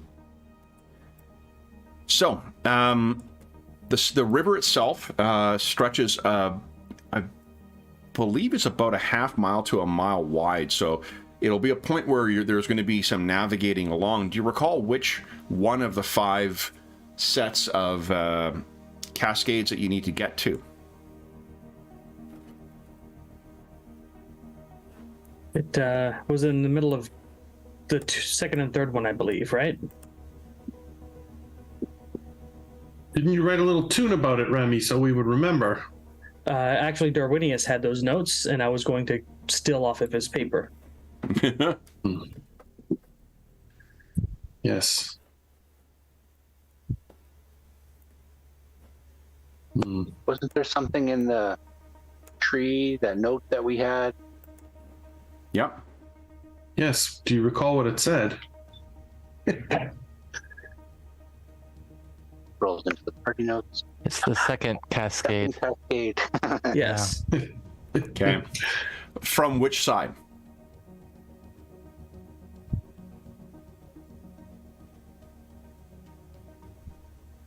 Not record that information. There's only 5, so that narrows it down to 2. Yep. True. We'll hit the second cascade from this direction, and then if it's nothing there, we'll go to the second cascade from the other direction. I mean, yeah. I vote Sure. for the side between the second and third one. So your That's characters would be keeping careful notes on this, but just as a reminder, as this campaign flows out, there's a lot of information you guys will be learning, a lot of things you're exposed to. It's you keeping track of that stuff and then going back to revisit it. That's this part of the feedback loop of this campaign. The more you're able to keep track of that stuff yourselves, the more you'll get out of the game as well. So it's the second one from. You may remember there's the marking with the 5 little squiggles or whatever along it. It was the second one from the left. So it will be the second one that you come across. So when you get there, it is evening. So what is the plan? Would you like to try and navigate your way out and try and find a hidden place in this stretch of the river, or will you be camping for the evening? I think navigating the dark in a cold river might not be the best thing to do. On a bad assessment? Yeah, I agree. I vote we camp and enjoy our bacon, and if anything attacks us, we offer them bacon. Okay. So then, first thing, so let's remind everyone what their roles are. Let's put in chat what your role is for camping. I was organizing watch. Oh, so I got just put it in chat. It's just easier that way. Sorry. Okay. Excited we got everyone here, so everyone will be able to do that. All right. Well, if you're all organizing watch, then I should cook. We know that worked well. Yeah. After you realized you couldn't feed us orc food. Okay. Wasn't Brommel cooking before? He has, yeah. Oh yeah, You can use your esoteric I'll lore cook. for yeah. cooking. And you have your special, you have at least one special recipe as well. And an abundance of special ingredients right now. All right. We have 13 special ingredients. Nice roll. What was it? We'll roll. You can keep the roll because that was a good one, but we'll figure out. You got to determine what you're actually making first. Let's go with the. What was the last recipe we just got? Well, I have mushroom porridge. Yeah, that was the first one. Okay. And Yeah, we got a cookbook. Here we go. Mushroom porridge with bacon. yeah, let's take it up a notch. Adding bacon. We're gonna wrap the mushrooms in bacon Yep. slices. Yep. Yeah. Okay. So that's a DC 14 cooking check. That is one off from S. So here's the reason why it's important to go afterwards, because if someone is heartening, if Trog gets a success, I believe that's the thing that gets you a bonus to some of your camp activities. So, but first thing is let's find, this is before we get to the camping activities, is finding, take 2 hours to find your camping zone. This is a survival check at a DC of 12 for here.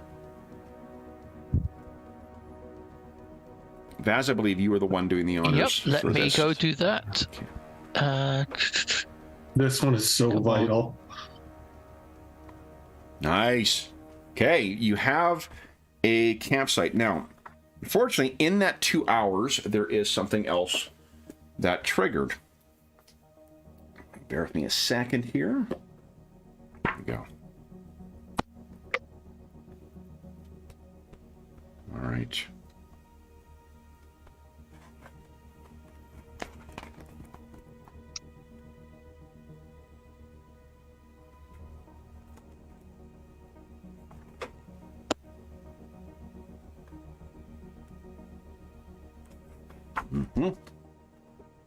I think it's in one of these other books. All right, all right.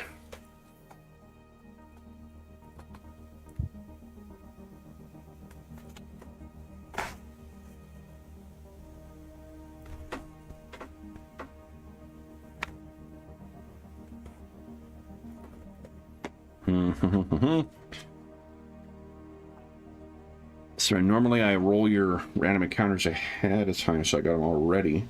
Did not do that today. So I apologize for having to look this stuff up. But, what is it?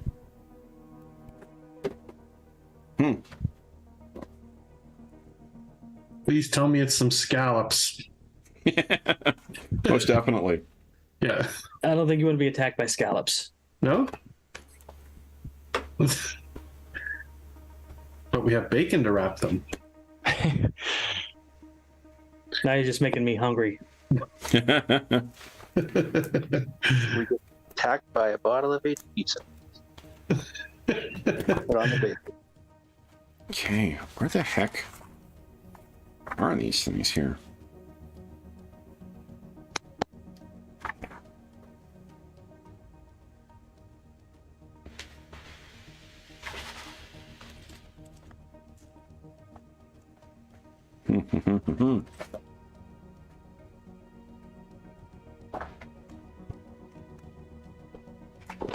Fang dragons are under F, right? They are. They are. They're They under, are. they're under D sub F. D for dragon. That's why I can never find them, you know? And it's not D F for Fang Dragon, it's D for U Dragon. Let's see here. Man, we can barely handle a fanged boar, not a fanged dragon. Yeah. Level 2 looks so far away. Think how satisfying it's going to be when you get it. Oh yeah, I know. Almost double my hit points. That celebrate first that. level is always just such a sweet reward.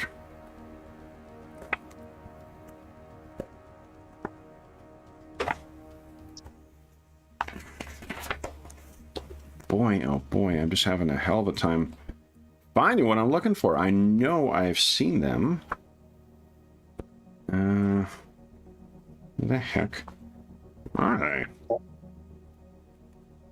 All right, you know, I got an alternate way of get this. There's many ways to get to where I want here. Let's see. Okay. That's still hasn't. Here we go. What?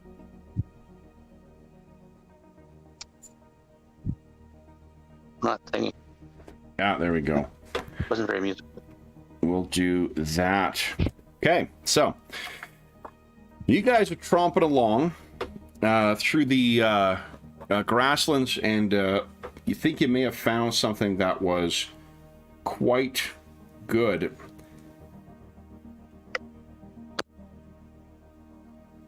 Would everyone give us a perception check, please?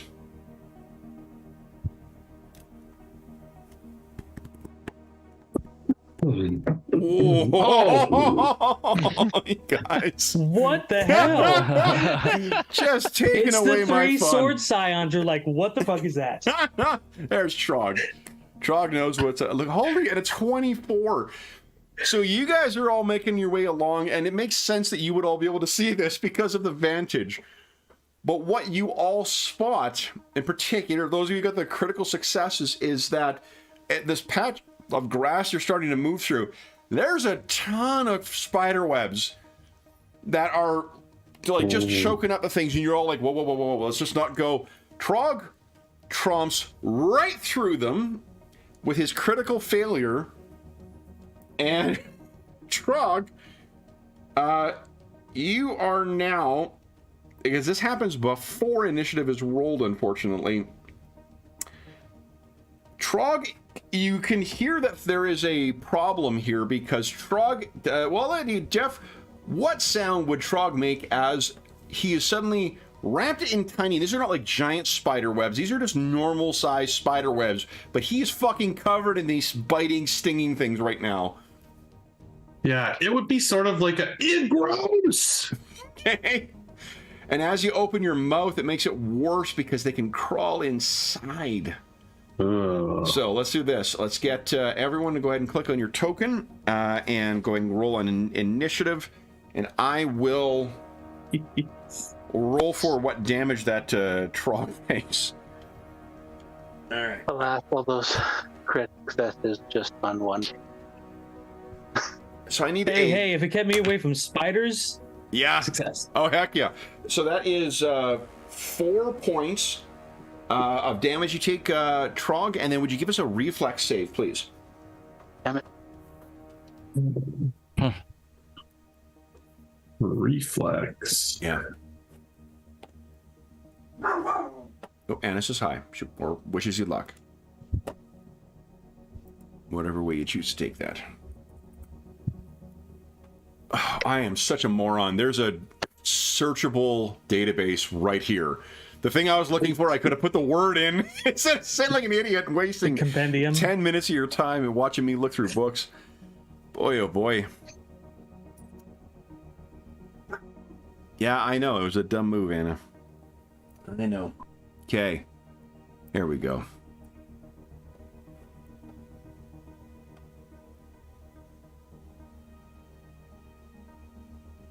Let me let it populate here.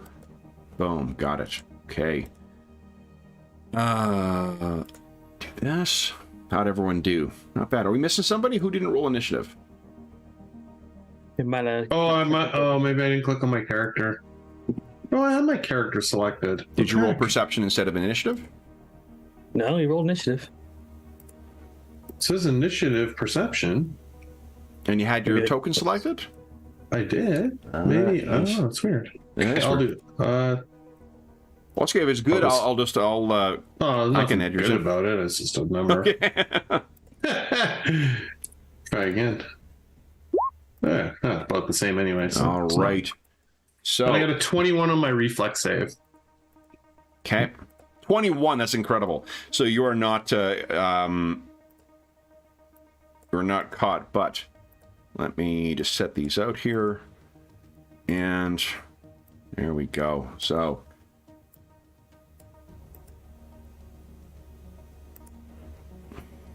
there we are. there are still 4 undisturbed swarms that are near where Trog is. Because I'm probably going to go left to right.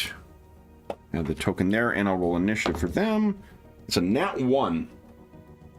So, fortunately, their little surprise thing, and your not great rolls are fine. Vaz, once again, up first, Area General.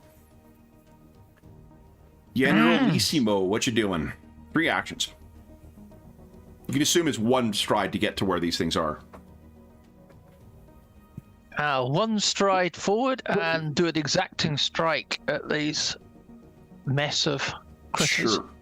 And let's take that swing. Oh, it's nice not to have to get too close to them. and you're attacking the things that are on Trog? Yeah, I'll try to be careful just to sweep them off. Okay. No critical misses then.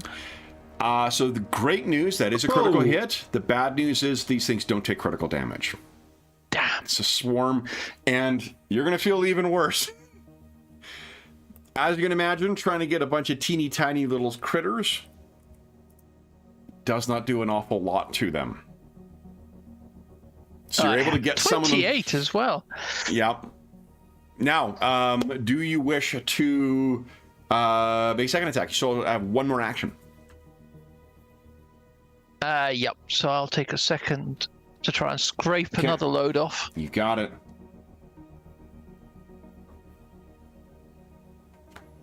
Nope, that's a miss. All right, Brommel, what are you doing? I think so. Are these the swarm? These are kind of like distinct things. It's like 5. There's 5 patches of these things that are out there. Okay. I think first he's going to use his mirror's reflection. Okay. To create a version of himself and flank one of the hordes here. These are swarm. You can't flank swarms. Them. Oh, you can't. Okay. No flat-footed bonus. Okay. Then he's just gonna chop at them with his Aldori sword. Okay. So it'll be 1 stride to get forward. Would you have used the action to move forward or not? The action to do your mirror, knowing that there's just so many of these things and they're crawling all over? I think he will do it because I can move to that space later. So, that can become a target. But for now, he'll do that and then just move forward and attack for the rest of his turn. Okay. All right. And that's a hit. But unfortunately, again, that is only 1. You're able to get some of them. Remy, what are you doing? Well, Remy takes an action to pull out a torch, lights a torch, and I think that takes most of his actions. What, does he have any magical ability to create fire? No. So you'd have to get your tinder, your flint and tinder out too, right? Yeah, which I assume would get my torch out, flint and tinder, and then light the torch, right? Yep. Okay. So all 3 actions. You got it. So it started. Frog, what are you doing? Frog is going to burn these things. Okay. Sounds like a reasonable reaction. What is he going to use? He's going to use... let's see. Burning Hands does like close up, right? Does area effect, and you could probably get 2 of these things. All right. Oh yeah, cone. Okay, yeah. Yep. So I get 1, 2. The covering the entire distance, these are extremely vulnerable to that. Yeah. So you torch 2 of them, and you're completely free of these, the ones that are on you, and 1 adjacent zone as well. Shara, what are you doing? Oh, that was only 2 actions. What would you like to do for your third? I think he would just yell. He knows no one else really has any, but he would yell out, "Burn them!" I got a torch. Okay. All Just 'cause right, he then it's likes Shara's it. turn. What are you doing, Shara? Shara's gonna fish out a torch from her pack And then can she light it on the torch that has already been lit on by... No, I just hold it out of the way. No, you can totally. She goes to light it. So Remy moves the net result would be 3 actions anyway, because you'd have to move. But you'll have a torch as well. Yep. So you stride over and you got, so both of you have lit torches now. Yeah. And it's spider turn. So the first swarm will go on Trog. Brommel moved in. And Vaz. You have an attack of opportunity as they're coming up on you. Right, I'll try and scrape them Go right ahead. with this. Let's see. Giant fly swatter.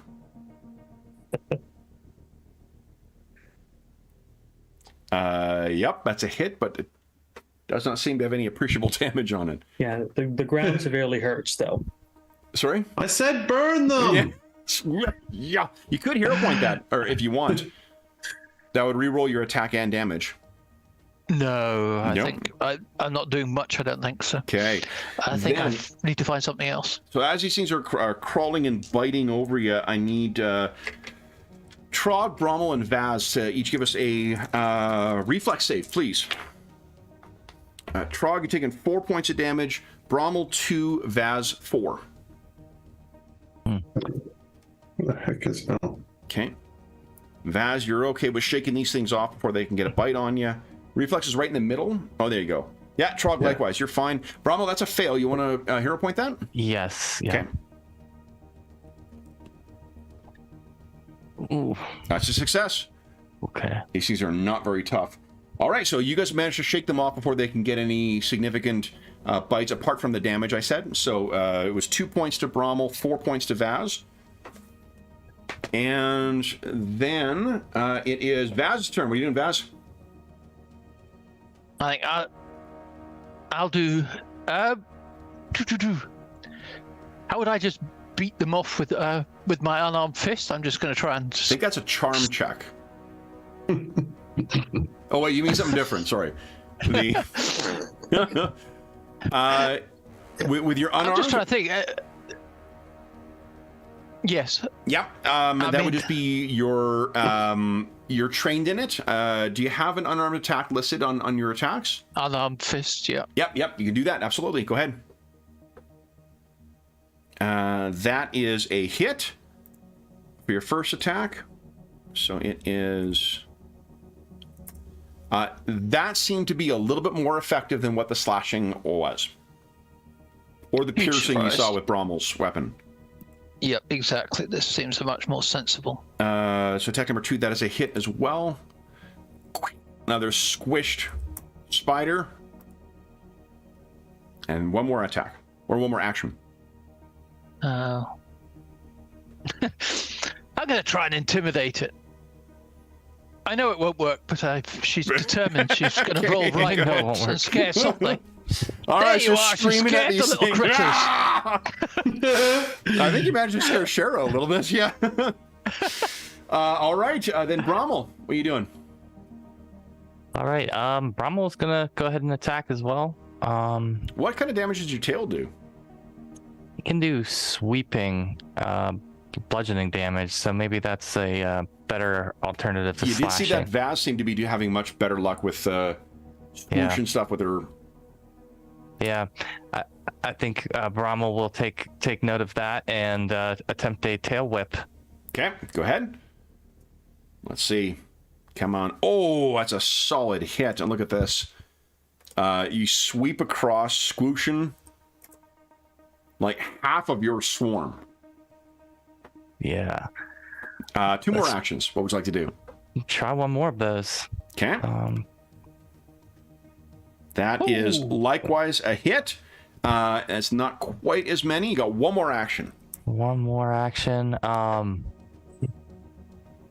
Why not? We'll try one more. Okay. Just helicoptering around through the storm Slap your here. tail. Oh no. You want to hero point that? Yeah. That's Yeah, it's not a critical last hero fail. point. Come on, big money. Let's see. There you go. Oh, And that is so. Like, well, you tell us. What does it look like? As Brummel is just thrashing around his tail and squishes all these things. An awful lot of spinning force as he sort of not very gracefully, spins around here and sweeps away some of these things. Nice, awesome. Then it is Remy's turn. What are you doing, Remy? Alrighty, Remy is going to move over towards Trog and try to swing at the swarms on him. Narratively, he's going to hold Trog's head to keep him from moving in the way and just beat at him with the torch so he can get the swarms off of him. Hold still. Okay, go ahead and give us an attack. Do you have a torch listed on there? I do. Ooh, you want to hero point that? I would, yes. Okay. Yes, nice. So that is, let's see here, minus. There we go. There we go. That's a good start. And second attack. There we go. You want to hero point that? Yeah, we're due for another one shortly. I'll hero point this one. Okay, you got it. In fact, you guys can all take another hero point. You freed up your spot there. All right. Okay, Trog, what are you doing? Frog is he's going to cast a different spell this time. He's going to save some of his first levels, so he's just going to use Produce Flame. Okay. And try and catch these things in its. That is an. Oh man, you burn a ton of them off. But not quite all. You have one more action. So if I'd have hit them with my other attack, I might have got it. He is panicking a little bit. You might be able to, like, sort of, just like the normal thing that someone does when bugs crawling all over them. He's just like slapping himself. Them. Yeah, so it's an unarmed attack. You haven't made an attack. That is an attack. Yeah, that's an attack. Yeah, so it'd be minus 5. Yeah, so do you have unarmed attack listed on your character sheet? Let's see here. I do actually. Yep. Okay. So hit attack number 2. Please do. Yeah. Right. Let's see. Oh, that's terrible. You want to hero point that? Yep. Yeah. Let's do it. Come on. Can't catch some of these little fuckers. Shara, Really what are you doing? Shits. Trying to add a torch to my character sheet so I can do what John did. Were you able to drag and drop one onto it? Yeah, in the beginning, I just dragged it to my inventory and added a torch attack for me. So. Well, okay. I've got it in my inventory. I'm gonna see if I can equip it. Yeah, you just have to add, when you drag and drop it, you just have to drop it onto your equipment and it'll populate the attack for you. So in your inventory, just if you find torch in... Yeah, if you can't do it, it's an improvised attack. It's a minus 4 to your normal hit and a d4 bludgeoning. There you go. Plus strength and 1 fire. Torch is on there, and then if we go over to your character tab, it is not there. Maybe you have to drag the torch onto the weapon attack. That might work. I tried that too. Didn't help. That's how mine worked. That's it. Okay. I can just do unarmed and then that's 4 penalty. Let's see. Yeah, that didn't... Weird. Somehow I got mine on there. Okay. Remember, torch. You're just better at Pathfinder than we are, John. I just did it back before they changed all these weird things on Roll20. It says here 1... does a torch do 1d6? 1d4. 1d4, okay. Plus strength is not agile, right? Correct. Let me double check. Okay. Torch is not. It's Okay. Yeah. Trained, crit Untrained. damage. Yeah. Sorry, untrained? Yeah, it's an improvised weapon, so it's untrained. Oh, okay. There we go. It's not agile. Quit making it agile, fucking sheet. There we go. Okay, so you should be good to go now, Dave. I got a As long as you're not calling me cheat. torch on your sheet there. Go right ahead. Holy cheat. And then it does one And who are you additional going for? fire To help damage. Vaz or to help Trog? To help that. To help Vaz. Me, Okay. me. Thank you. So you go racing over, and that's one action to stride. Minus. Okay, it's some. You Try have not one to more burn action. off me. Yeah, he's missing the extra 1 fire damage the torch does. Oh, okay. Try not to burn the orc in time. But, collateral damage. Okay. Oops, I mean, no, Hero I was point. joking about collateral damage, but That's why I was holding Trog You still. want a hero point then? yeah, I will. Okay. So attack number 2, come on.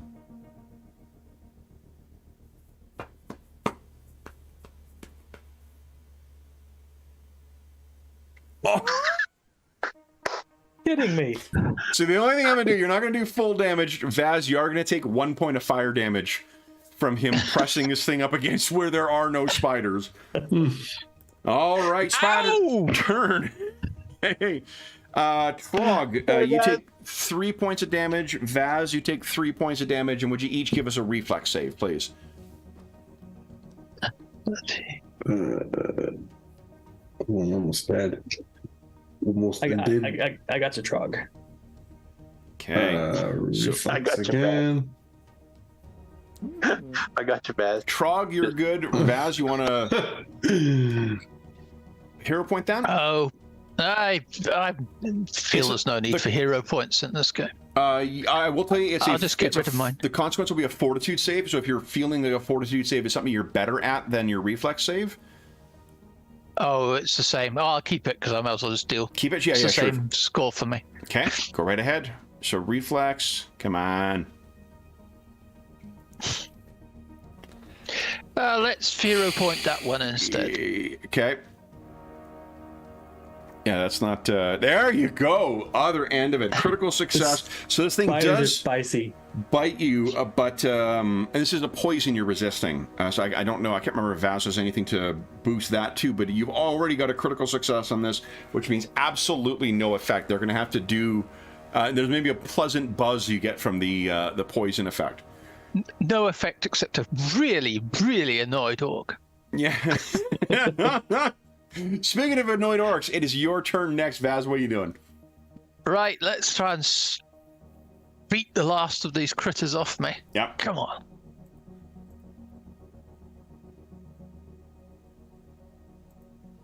I think that's a few more off.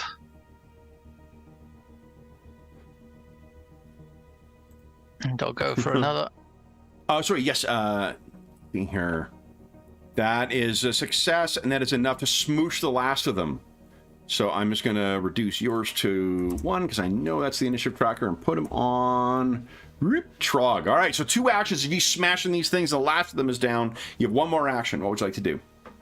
You were already at range to help Trog if you did want to attack him. I will. Well, I mean, the then- spiders on him, not him. I will try, but it's a bit of a long shot. Okay. I used my good roll there. Okay, here we go. Come on. Okay. No. All right, then it is Brommel's turn. Are you doing Brommel?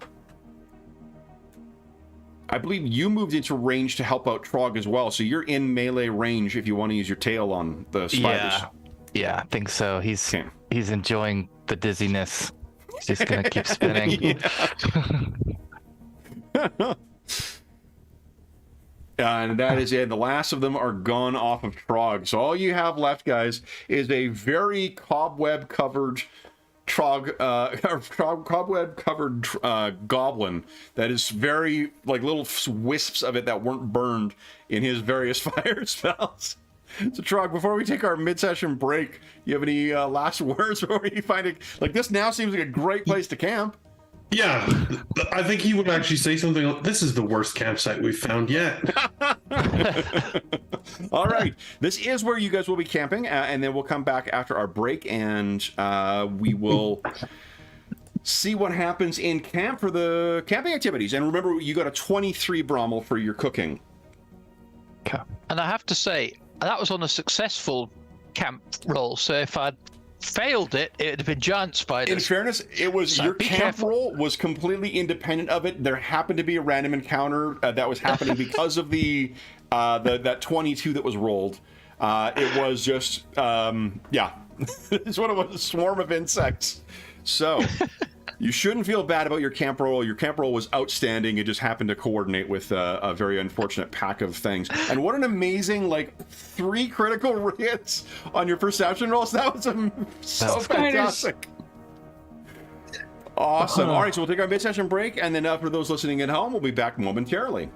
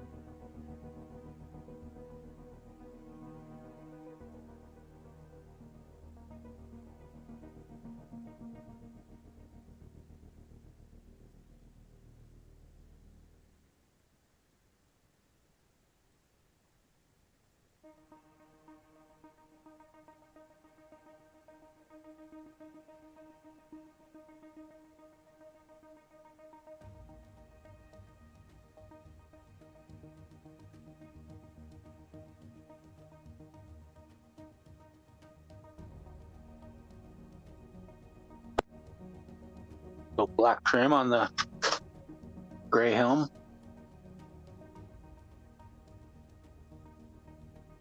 Ooh, nice. Oh, that's Oh yeah. really cool. Is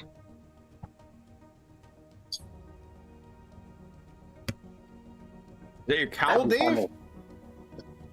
Yeah, I just added some black trim on it tonight. Oh, nice. Nice. All right. I think what I'm going to do is have a piece that attaches over here, just around the chin level or so. Oh, yeah. Nice. That looks great. Okay. So then, guys, let's talk about camping. What are... we can scroll up to... Let's see here. Sorry, Baz. Oh, there's also, I guess healing? before we get to that, what do you guys... Do you wish to do anything about healing? Yeah, I was going to say I can help heal Baz. I'll kick my focus spell up to get Trog 8 hit points over a little bit. There's what everyone had claimed as their roles. I think I'm missing someone from there. Okay, yeah. So that's a 2d8 back. It is right Thank now. you. Let me think here. Get anything Thank you overnight? very much. Oh, okay. I get 8. That solved me entirely. Thank you very much. Okay. You get anything overnight, or You only get 1 back overnight. Okay, Well, I was down- Trog can I was down one burst overnight. heal, so Oh yeah, I'm right. I was down one overnight. I wasn't sure. I keep waiting to ask, and Yeah, I can do that I mean, I can do that. You guys are using your stuff, but well, I mean, I think we have 3 that are, oh no, 2 that are wounded. So Okay. So who did the hold on someone got 8 back. That was Trog. yep. Oh, Yeah. you're right. Yeah, right. You don't have that many hit points. So no. that brought you right back up. All right. Brommel's down by a little bit still, and Trog is down by a little bit. So do you guys wish to do... that was 10 minutes to get the first aid on Vaz. And 10 minutes roughly before I get my focus point back. So Okay. I could hit Trog or Brommel up again, but I could try again with one of I mean, I can do my spell. It's just I'm Yeah. just missing a hit point, so right. Yeah. All right. Well, shall I try Trog? I'll yeah. try a little medicine. Okay. Duh. we didn't hurt him. Okay. I think if you tried this, it might work. What? Oh yeah. Well, no, you couldn't. He's been subject to it. You have to wait an hour before you can be Right. treated again. What you can do, and even with if you aided as a reaction, it's still you would need 5. So Yeah. we'll have to wait for. Okay. It's all good. Unless Frog's Trog feeling okay. He's gonna tell you a story. about spiders. All right. So, let's see here. Who is the one who's trained in stealth? Well, that's Shara, right? Shara's camouflage in the camp. First. There you go. Tell a campfire story there. My grandmother was the greatest boar cook in the whole region. She was famous for her boar dishes. People would come from 3 villages over when our village killed a boar just to have some of my grandmother's cooking. Okay. That equal to DC set by your own level. So that is a success. But the thing is, the campfire story, it does not give a bonus outside of combat. So you will get +1 status bonus during combat. And that is to attack rolls, saving throws, and skill checks. But hopefully it'll be a event-free evening. Those were just the baby spiders. Yeah, Don't Baz, you put you that can evil think on of... us. Oh, go ahead. John, what were you saying? So don't put that evil on us. Yeah. If you dare. All right, Brommel, you rolled a 23 for cooking. So you have made... you're going to have to cross off, what is it?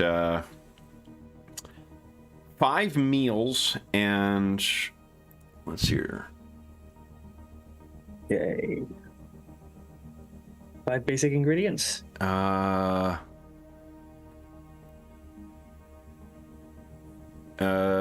think it's special ingredients, actually. Oh, no, only 4 basic. Oh, but it's 4 basic per meal. So that is 20 basic. got it. Ow. Okay. Okay. But That's a lot. you guys recover an additional amount equal to your hit points when you rest. So you're going to gain double your hit points for sleeping, and you gain +1 status bonus to the next saving throw you attempt during the next 24 hours. So not just during the time you're resting. You guys will get +1 to your next saving throw in the next 24 hours. Nice. Wow. And with crit, it's +3. Or +1 for the next 3 saves. That's pretty cool. All right, so Brommel, you have made... What was the meal that you made this time? It was a mushroom bacon porridge. Nice. I love it. Okay, then let's see here. Vaz, you want to forage? Must you always add this porridge in? Sticks to your ribs. You may not know it, but porridge is the cilantro of the goblin world, and you either love it or hate it. Okay, so for foraging, that is, I think that might be a crit. Let me double check here. Yeah, that's a crit. No, it's not. Shit, it's too shy of it. Check. Yeah, I guess, I mean, everyone else has their own assigned tasks, so they could aid retroactively and try and help you there, but so would you give us a 1d4 roll? You gain 16 basic ingredients, and roll 1d4 for special, and 2 special ingredients. 16 and 2. And it says congratulations. Yep, good stuff. And then we have hiding or camouflaging the camp. This would be a DC 16, Shara. Stealth check, right? Stealth check, please. Yeah, DC 16. Oh, we had no one organize the watch, did we? Or is that what you're doing, Remy? You're doing that, okay. That is a fail. Not a crit fail, but just a fail. Do you want to hero point that? Go right ahead.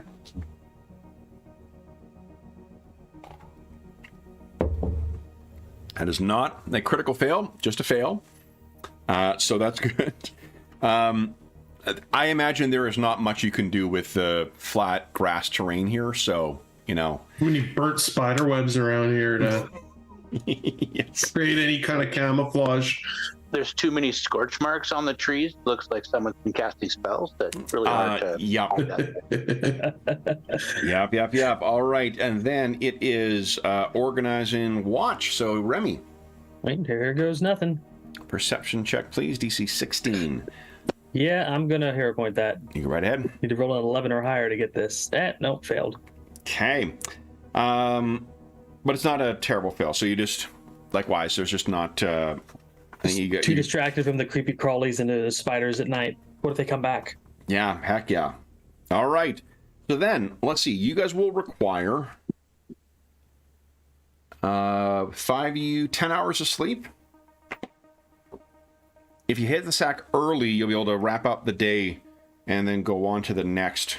One thing I'm going to propose to you, it's Anna's idea, just to credit where credit's due.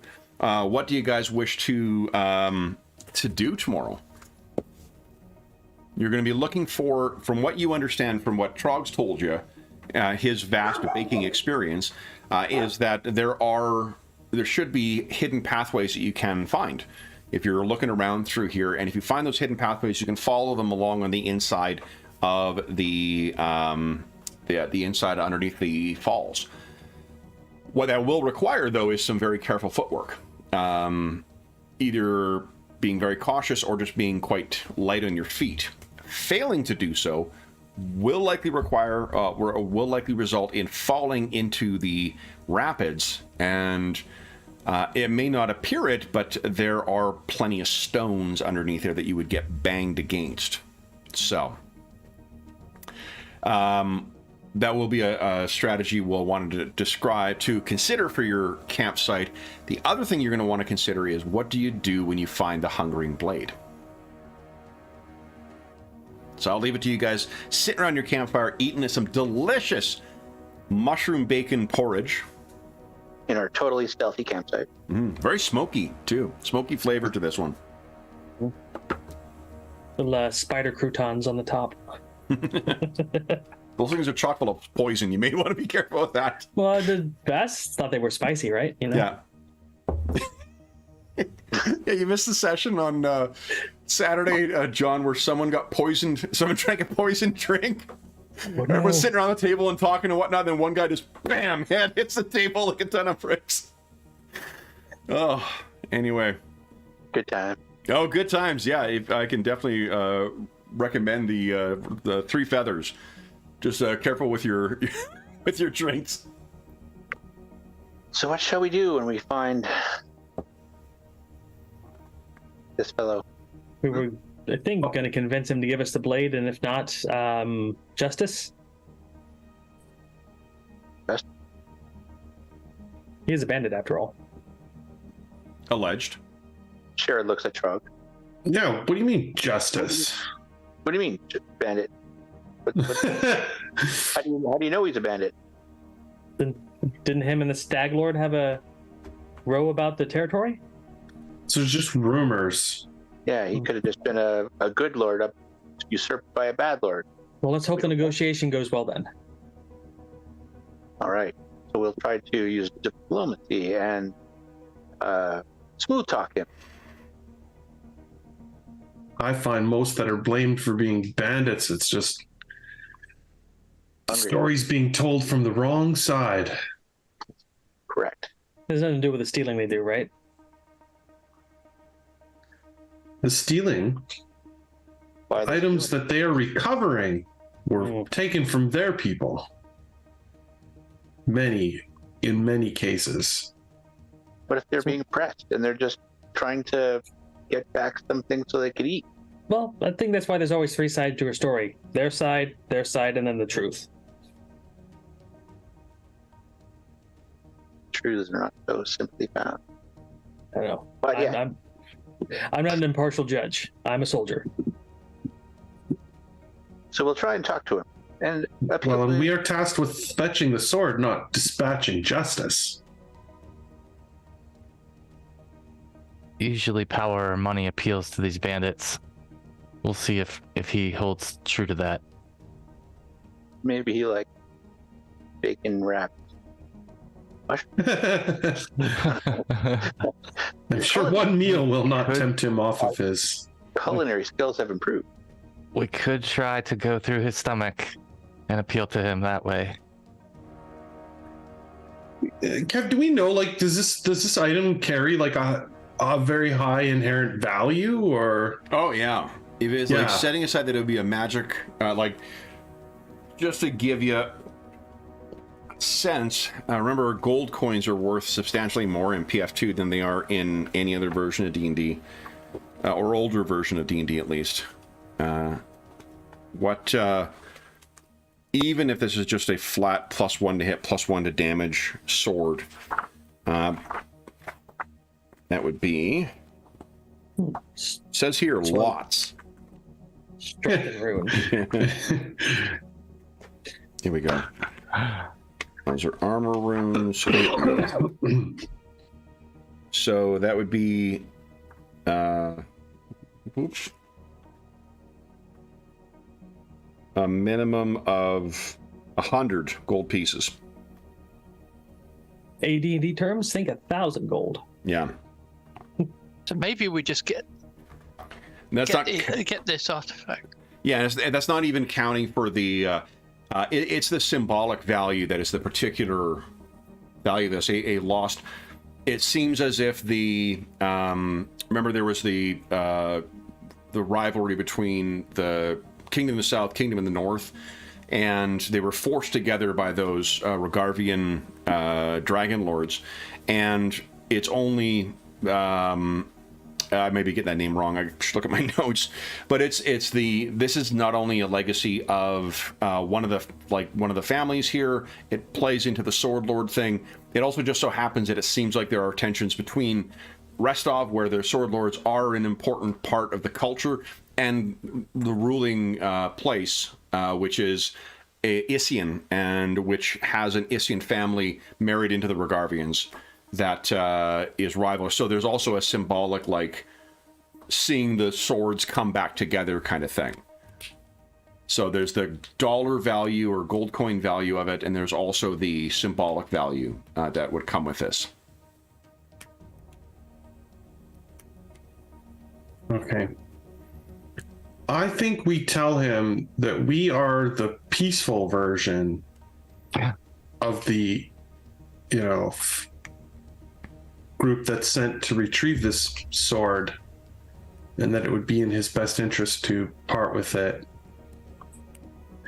and give it to us, as opposed to waiting for others who will eventually be dispatched, who will not be so kind as to, you know, allow him to keep his life, so to speak. That's Trog's suggestion. We could also find out what he's interested in, what he desires. Maybe Right. he desires a position and power, and we could introduce him to people of stature, and show that he's helped try and get him, a lord, or I'm trying to think of what the term would be, but like he could be someone's vassal, or So trick him. no, like remember in Blackbirds how we had like we were like somebody that was more powerful than us, and we worked for them, and they would like give us A patron. power. Patron, yes. Patron. So like, we could introduce him to one of the sword lords, and he could then have a patron hiding in the woods. Give him the chance to go on, straight and narrow. Well, the sword would be a symbol of one of the houses that was extinguished in the Valley of Fire. Remember, because it was left behind by that for the infant son for one of the lords, who then rode off to. Turns out that a bunch of foot soldiers are not super effective against red dragons.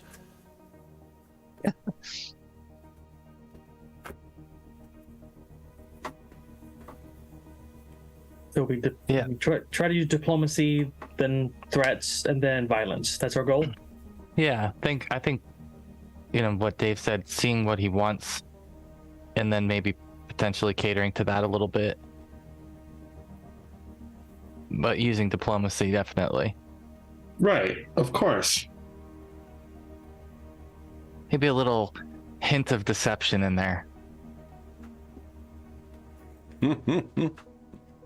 Oh yeah, we can definitely promise him stuff and just not deliver. I mean, what's he gonna do? Hunt us down? Probably either way.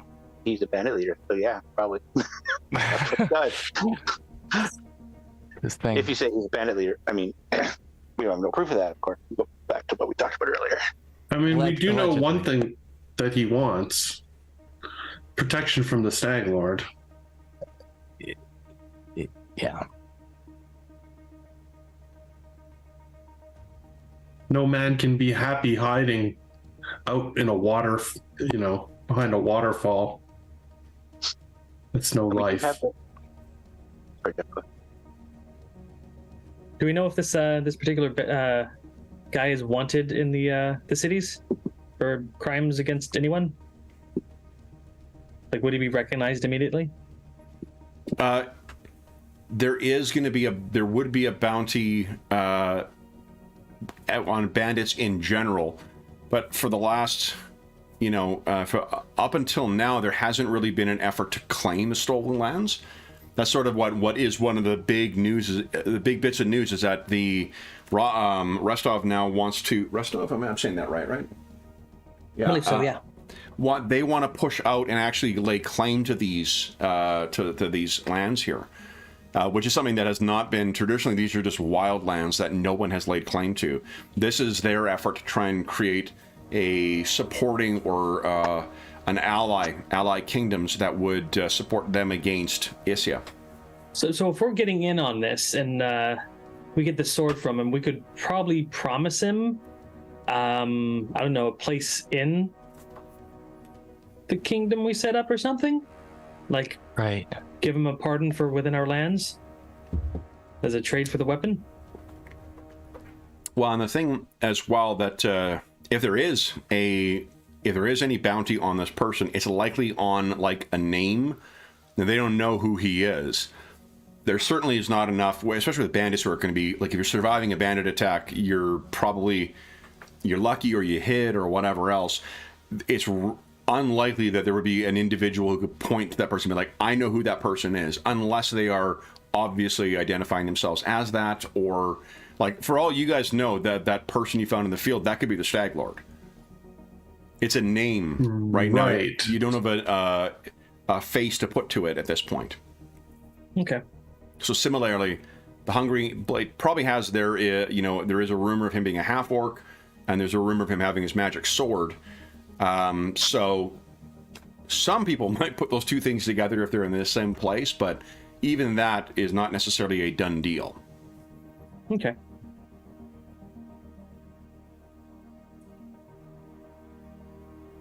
Yeah, I think it might be our best bet is to offer him a, sanctuary or something within the lands in exchange for the blade.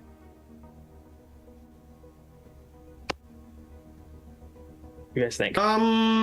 So we know it has a high value. Would the people that we're working for, you think, be willing to trade some value of land or something for the blade itself? Could we promise such a thing? I don't know if that's within our power to grant. I mean, the whole reason we're here is to, get named as one of the adventurer parties to come out here and claim land. Like, giving land may be within our power to give, eventually. Okay. It would accomplish the same thing as what I'm suggesting. But that again goes along similar to what happened with the cleric. It's like, hey, we might be able to give you something in the road down the future, but we're not really sure if we'll even have that. Well, don't state it that way, friend. Well, we promised something. Hope it pans out. But right. Again, we need to find out what he's motivated by. Right. But offering things randomly are not going to work against somebody, just like we saw with Claire. And we need to figure out if he's aligned with any of the other kingdoms that border the Stolen Lands, potentially. So I think that we have a lot to learn. Sorry, any other lands that which? Maybe he's aligned with one of the other kingdoms that border the Stolen Lands. I not see. Necessarily, not necessarily Ravoy or Restov. Yeah, no, because there is the River Kingdoms region is just full of tons of different rival kingdoms that run the gamut from, Jeff, you're familiar with the Black Eagle Barony from our other campaign. Right. There is the I think it's not called Daggerford, but it's Dagger something or other that is rife with assassins and such. So there's lots of ne'er-do-wells in the River Kingdoms. Definitely that he may be aligned with, but this far north is pretty far away. It's a lot of no man's land between what are the Stolen Lands and what are the actual other kingdoms, but it's easy to get around in the river if you can. I know promising him something that we don't tangibly have is a risk, but I think if we don't offer him something, be it, safety, money, or violence, there is no way he will part with this sword with any sweet talking we do. Oh, certainly. I'll share it.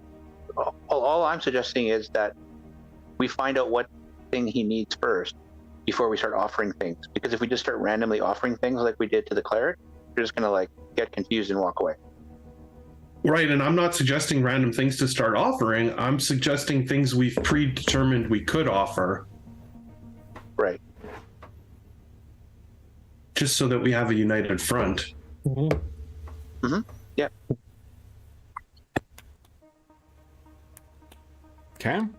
So it sounds like you have a strategy for how to approach this fella if you can find him in here.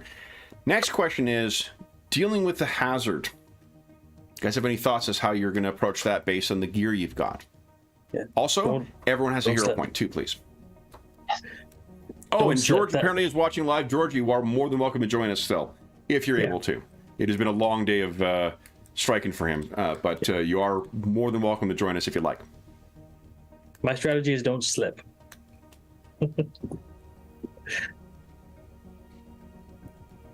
We do have rope, though. We could create like a way to pull people back in if they fall.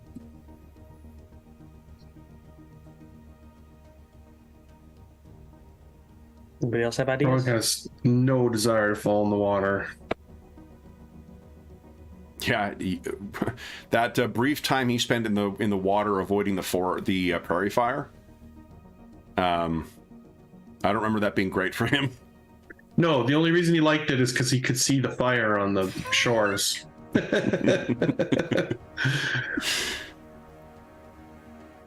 I'm trained with the skills I would need to manage out there, but one bad luck, one misstep, and you're going in the drink. How many ropes do you guys have between you? Does everyone have one? Rommel has one. I have a 50-foot of rope. Do I? I have to I check have a my rope. I have a character rope. sheet. We also got 2 50-foot ropes from the bandits we looted at the fort. So I don't know if we just So divvy minimum those up 5 around. so far, not counting whatever Shara or Trog have. Trog also has a rope. 6 ropes.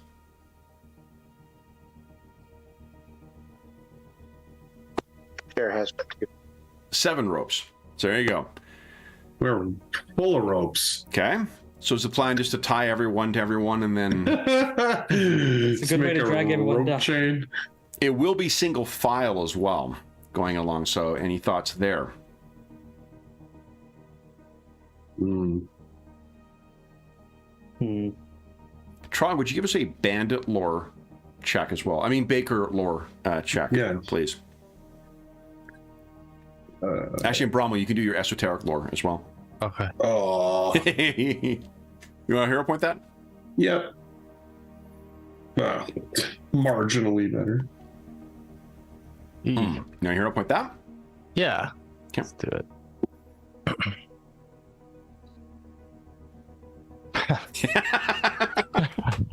Inch enough. You shall All right. not know. I said it's unknown information that just can't seem to grab.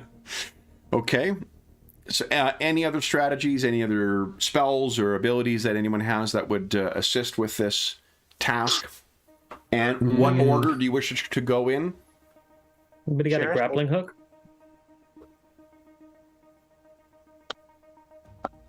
No? Do we all go together, or do some climb while others hold the rope at the end safely on the shore?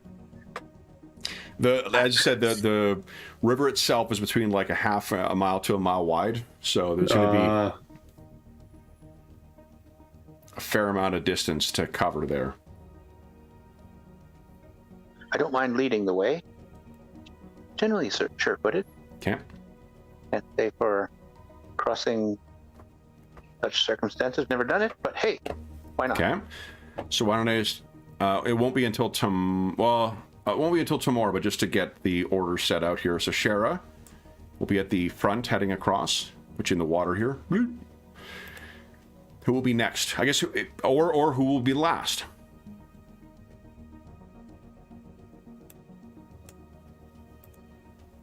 I can definitely follow after Shara to have somebody strong right behind her. Okay. Yeah. I don't want to be at the end. I think Brommel might be good at the end. Okay.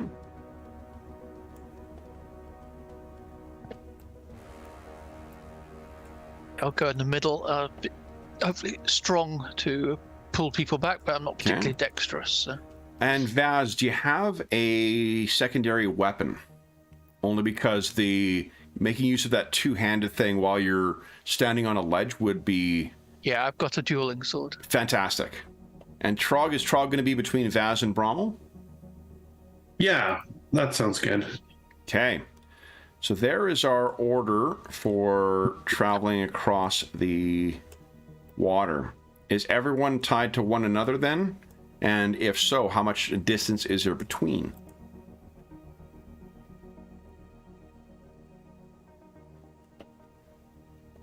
Maybe 10 feet between? Yeah, that's what I was imagining too. Okay. Definitely more. That allows you to have some slack to it. Right. And 10 feet is plenty of space to shuffle along if someone is having a harder time going. Okay. Anyone have any abilities or any, spells or anything like that that would assist with this task? I do not. I put one in the chat that a feat that I have. Oh, for yeah. balance, but that's really only helping me, and it only helps if I'm successful. It doesn't help me avoid failure. Yeah, remember, Remy's a city boy.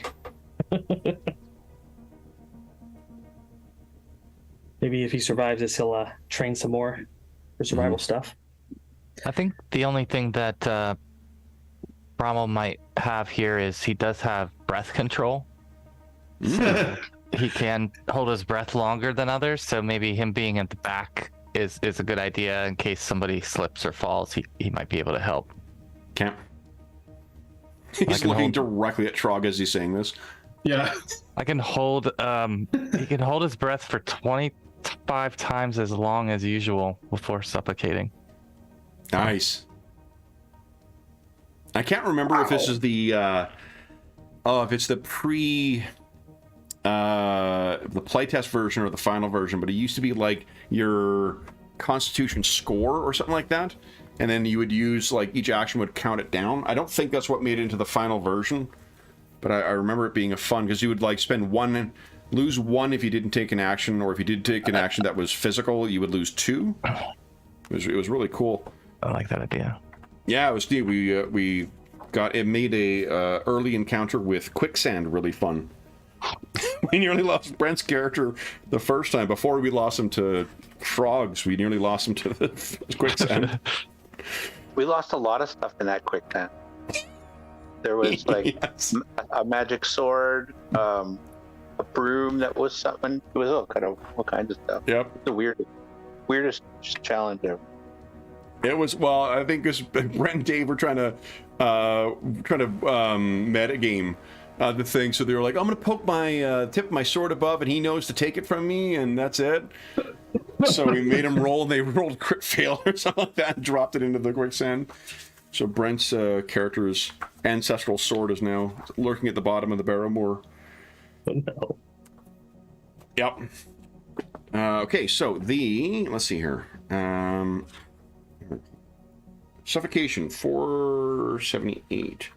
Just out of curiosity. And then we can... That's weird. I've actually got one of my bookmarks is in here for this. I don't know why that's in here. That's weird. 5 plus your Constitution modifier. That's how many rounds. It reduce your remaining air by 1 round at the end of each of your turns, or by 2 if you attacked or cast any spells that turn. You also lose 1 round of air each time you are critically hit or critically fail a save against a damaging effect. If you speak, including casting spells with verbal components, you lose all remaining air. So that'd be 5 plus your Constitution modifier times 25, Brommel. That is huge. Maybe he should just like swim the way across and set the rope. Yeah. Well, yeah, do you guys have pitons, though? I don't think we expected climbing mountains to be on the list of things that we're doing. Mm-hmm. So then it would be challenging to set the rope, is what I'm getting at. There may be like the odd place where you could like tie a knot in the rope and jam it into a crick or something like that, but other than that, like I can't imagine there's stuff to tie it to. I have soap if someone falls in. There you go. Here it goes. Clean up way down there. Okay. Any other ideas you guys need to talk about before we get to our evening? I believe so.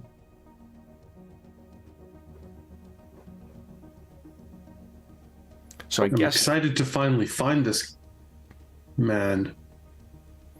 So the other thing is that Trog would be able to tell you, because he's familiar with these lands, is that you are likely to come across several caves and hideouts and things like that. It is just the nature of this region here. It's part of the reason why you couldn't just go to every one of these cataracts. I'm going to always second guess that.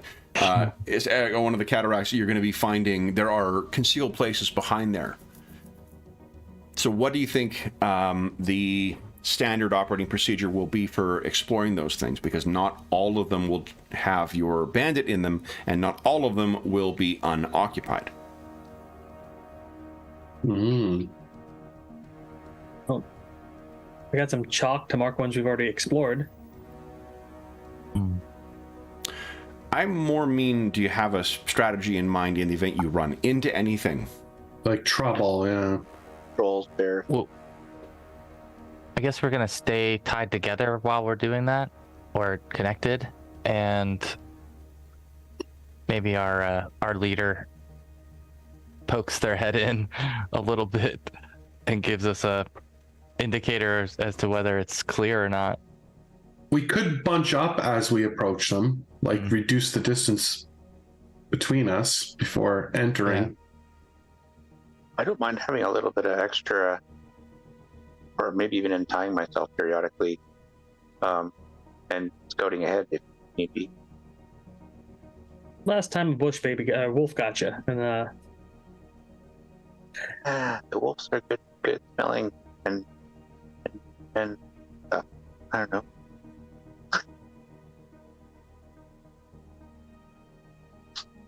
I like the idea of somebody with dark vision poking their head in and seeing it's clear. Oh, that's a good point. How are you guys going to see in there? Well, keep the torches dry, hopefully. Waterfall. Yeah, there's going to be a lot of moisture in the air. If anyone's been to Niagara Falls, you'll get a sense of just how wet you're likely to get even underneath there. Which is to say that there's going to be a flat check to be able to start the things. They are soaked in pitch and whatnot, but getting that fire to catch is not going to be a guaranteed thing, unless you got magic. Dark vision closer to the front. Come on, Trog, come up between me and Remy. And between Trog and Darwinius with his light spell, we might be able to see in there. So Who's Darwinius? I don't know what you're talking about. Darwinius says, "Get your own damn light spell." I would, but I've limited spell selection. Doesn't say that, but Okay. So then, evening.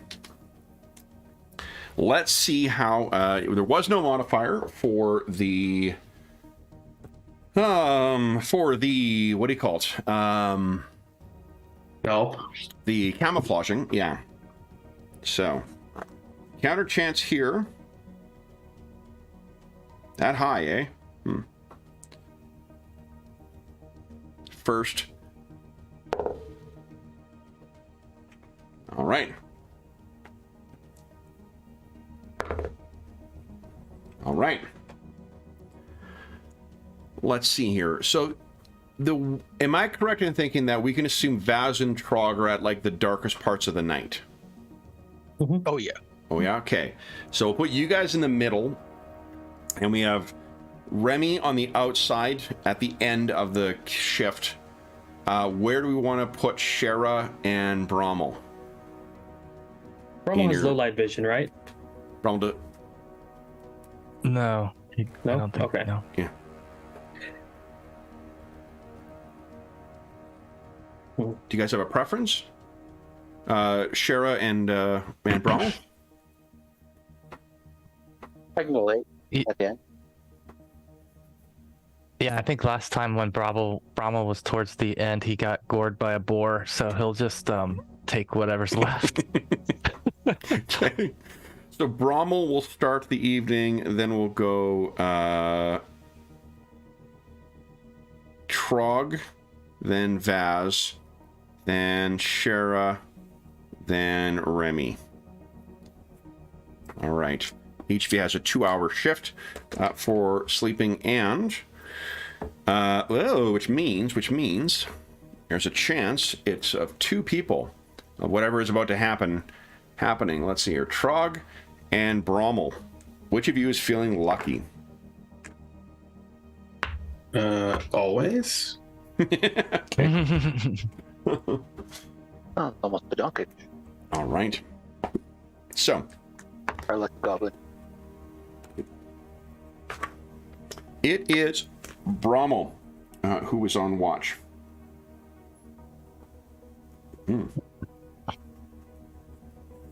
Unfortunate. That's unfortunate. All right. Let's see here. So Brommel, you are the first on watch. You guys have finished up your strategy chat. You've everyone has had off to bed, cared for your weapons and so forth, and you are up on your own. Tell us what's going through Brommel's mind as he is sitting and his belly full of that delicious bacon and mushroom porridge. Yeah, I think he's got a full belly.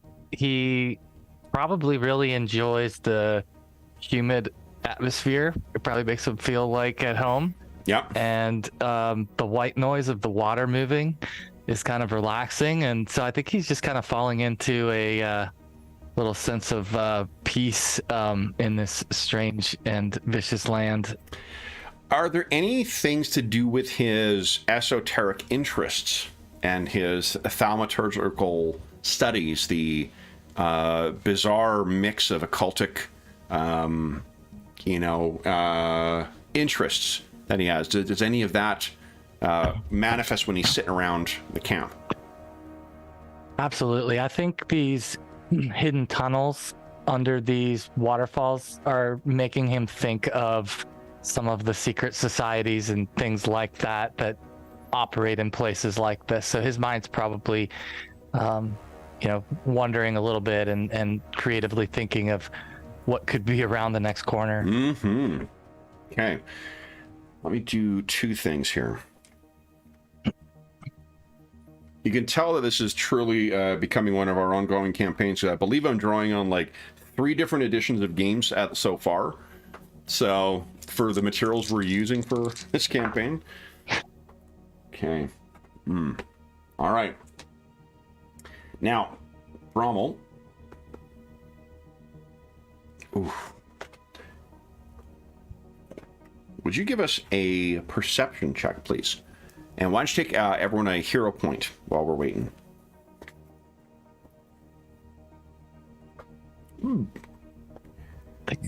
Would you care to hero point that? Yes, I'll spend the newly acquired hero point. Easy come, easy go. A little better. Okay. Nice. Yeah, that's way better. Okay, so bear with me just 2 moments here.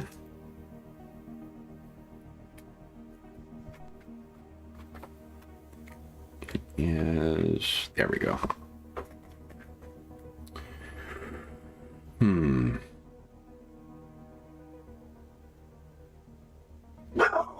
I know. Tell me again.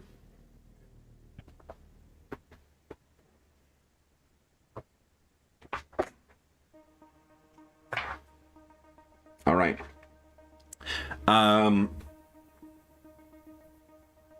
You're sitting around. You are. Oh, you know what? I think I've got. Don't we have a battle map for campsite as well? I believe so. Yeah, I think we do. Let's see. Campsite. There we go. Anna's very excited for you. She loves that map. 1, 2. Let's see. Who am I missing here? Trog. Oh, Remy. Okay. Actually, I've got your tokens already. Let me just swap Remy and join the GM's layer and draw Winius. There we go. And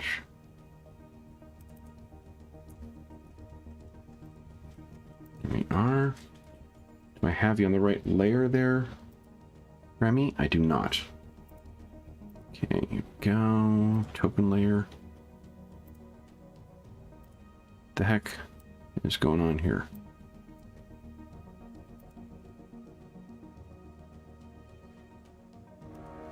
Oh, maybe I just need to go to the different map and come back. All right, so let me bring you guys over here. Do this. Bring you over. And there we go. Okay. Remy, Trog, and Rommel, you're all sleeping in your tent there. The river is probably to the south, just off the map. No, be to the north, just off the map. And Brommel, what you can hear is something trying to be sneaky off in this direction. Let me just get some other stuff down here, and then we'll roll initiative, and you can tell us what you're wanting to do, because you have detected them now. I'm sorry, could you ping the direction again? Oh, sure. Let me make sure I'm on the right layer here. Did not ping it. I did this. So off in this direction. Can you see it now? Oh, I got it. Yeah. Yeah? Thank Okay, you. cool. So I should have held it before instead of just flashing it. Let's see. Okay. Oh, you know, darn it. Guys, remind me whenever I'm putting tokens down, if you don't mind, to update the default, because I keep forgetting to do that with these. I'll add this stuff in. There we go. Kev, remember to update the default token. Okay, guys. Thank you. Boom. All right. And did I remember? Yes, I did. Good job. Thank you, guys. That was very helpful. All right, here we go.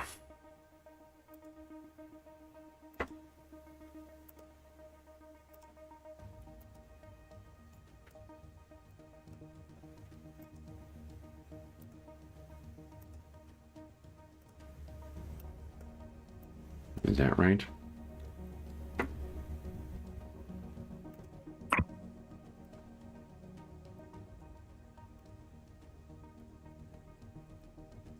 Okay.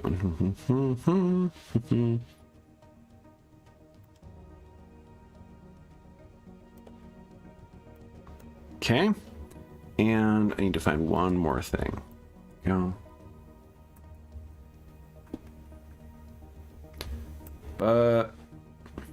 Beautiful.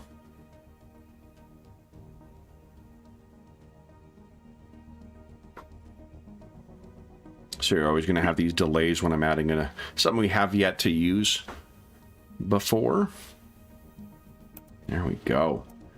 All right, Kev, remember to update the default token. Okay, guys, thank you. Ugh. I know, it's an old joke. Let me go. And. Save settings. John, can you create a macro for that? But every time Kev brings us to a new page, it sends a pop up. Probably.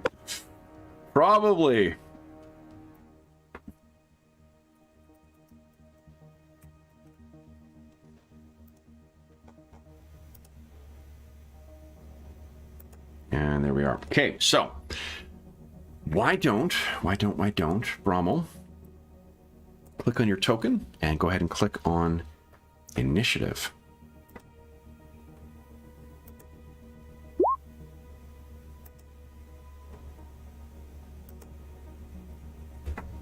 Okay, not to spoil your surprise here, but let's see.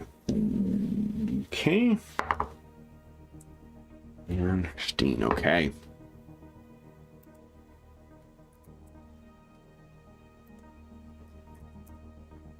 All right, and I believe you have a higher dex. Okay. So, that, Rommel, you've just heard the sound of someone skulking along in the south there. To the south of where you are. South, actually, more like this in the southwestern direction. I am going to... 2, 3. Sorry, guys. Trying to be funny. Added default token message to Torch and accidentally rolled a 20. You use up that 20. There you go. Uh-oh. And then... Could have been somebody's initiative. Brommel, you can hear the sound of someone, a bow stretching. And your turn, Brommel. What are you doing? Brommel is going to do something similar. He's going to draw his bow, Okay. and if he could, he would like to light an arrow from the fire. Do you have possible? fire arrows? I have. Because those are a specific, like they'd have to be something that has like pitch and Oh, tar in the okay. end, right? You can't just. Yeah, I was just wondering if, because I have oil, but I don't have like tar or anything like that. So No, like for Okay. arrows in particular, for them to stay lit and whatnot, like pouring oil on the thing, like if you stab someone with it, maybe it would do some extra damage, but just burn out too quick. yeah. Okay. Then. But you would he's- know he's that gonna- though too. So Yeah. Then he'll draw his bow and have it ready to go, but with his first action, and then with his second may I make action, a suggestion for something that you could have considered? If that's sort of what you want to be able to do, is like illuminate an area, you could have had a torch sitting nearby. Because a torch, if you light it and then toss it off in that direction, it would illuminate whatever area is there. Maybe there's some firewood nearby that he could just use as a torch to do that. And Again, yeah, the reason the torches would be able to do that is because they're treated with pitch and whatnot at the end, so they actually will catch. Imagine like putting a dry piece of fire, even like a really flammable piece of firewood. If you Yeah. put it in the thing and toss it, it's not likely to illuminate Yeah. much. yeah, that's fair. I do have torches, so I think that is kind of what I was hoping to accomplish, was to light up the Sure. area where I hear the noise. Okay. So if he can light a torch and maybe Toss it. Toss Yeah. it. What's the illumination of torches again, guys? is it 20? Is that Perfect. 20 foot and 20 foot. All right. Yeah. What direction are you tossing at Brommel? I think I'm gonna toss it in the direction that I heard the actual movement. Okay. So I'll say it's about 30 feet. Why don't you just give us give us an attack roll with anything. It's just really, I don't want to see a nat 1. Okay. All right. I'll just do a short bow attack. Yep, you're good. So here's what happens. Let me count. 1, 2, 3, 4, 6. Here we go. That go. Oh, hold up. What's going on? Ah, here we go. 1, 2, 3. It's a problem between keyboard and chair, guys. So that lands right there. Oh, damn. Okay. Okay. You have one more action. What would you like to do? I would like to move over. Ooh, you know what? Hold on. I got a reaction to trigger here. With that lit, what you can see the guy with the hood that's on there as opposed to the fancy hat? Oh, yeah. He has a short bow that's been readied.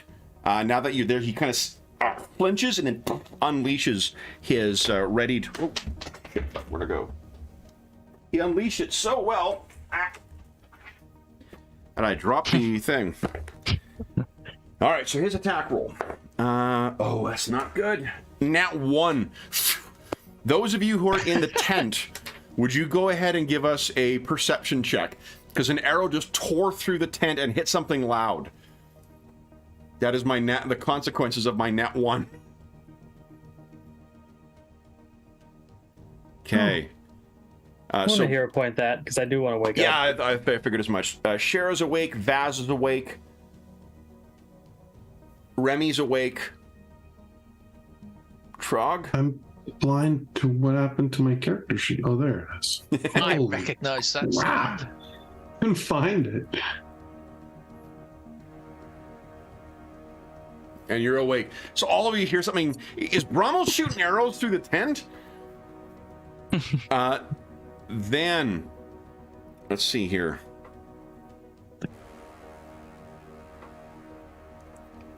Let's see here. Then. So all of you will be able to start taking actions immediately. Then that was you still had one more action though, Brommel. What was your final action? One more action. He's going to use the mirror's reflection here and create a illusory image of himself 15 feet away to the in the direction of the There's a second bandits. token for you. I just placed your Perfect. duplicate Brommel. All right. I'm trying to find a portmanteau of like clone and Brommel or duplicate Brommel, but it's just not coming to me. Okay.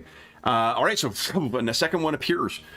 Then it is Bandito time. Tiempo Bandito, I believe, is what we've been calling it. And with his free action, he's saying we have company. So Yeah. Yep. That is actually like pointing out something is an action. Oh, okay. So never mind communicating meaningful information, Yeah. you could like shout or something like that, but like to technically communicating useful information about what's going on should be an action. then. Maybe just an aggressive sounding grunt to get the point across. He's shooting. What's he doing out there? Shooting shit through, making weird noises. All right, so then we got our. Yeah, they're gonna draw their bows. So let's do this. Let's do this. Now, could you click on your duplicate thing? I want to see if it works like mirror image. If there's a chance of them getting confused with the two. I can't remember if that's part of your your ability or not. Okay, cool. Thank you. Mimics your actions exactly. Is there anything that says?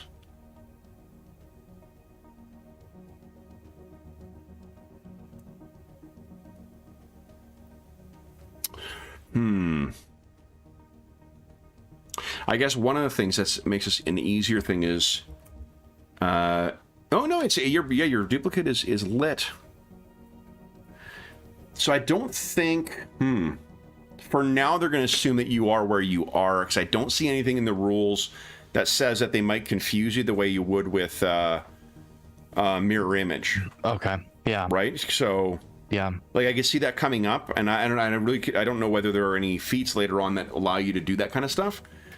But for now, there's maybe like a faint, reflection between you and that one to sort of suggest as if it's an illusion. But. Okay, so I've got. Let's see here. 1, 2. Let's have. Some of these are going to get their arrows ready. We'll do 2 from that side. What's your AC? 15, right, Brommel? 15. 15. Okay. That's 2 hits, unfortunately. Damn. Yeah, we're not much better position with our padded armor on, so. Not crits as well. 7 points of damage total, Brommel. Their second shots are not going to hit. Then 2, 5. Oh. 5.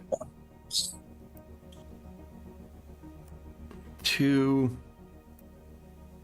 2 for 5. And they're going to try and stab you guys through the tent. So you guys are going to have cover. Trog, what's your AC? 15. 15. So that's a miss on you. And Shara, what's your AC? 17. 17. Okay, so that's a miss on you.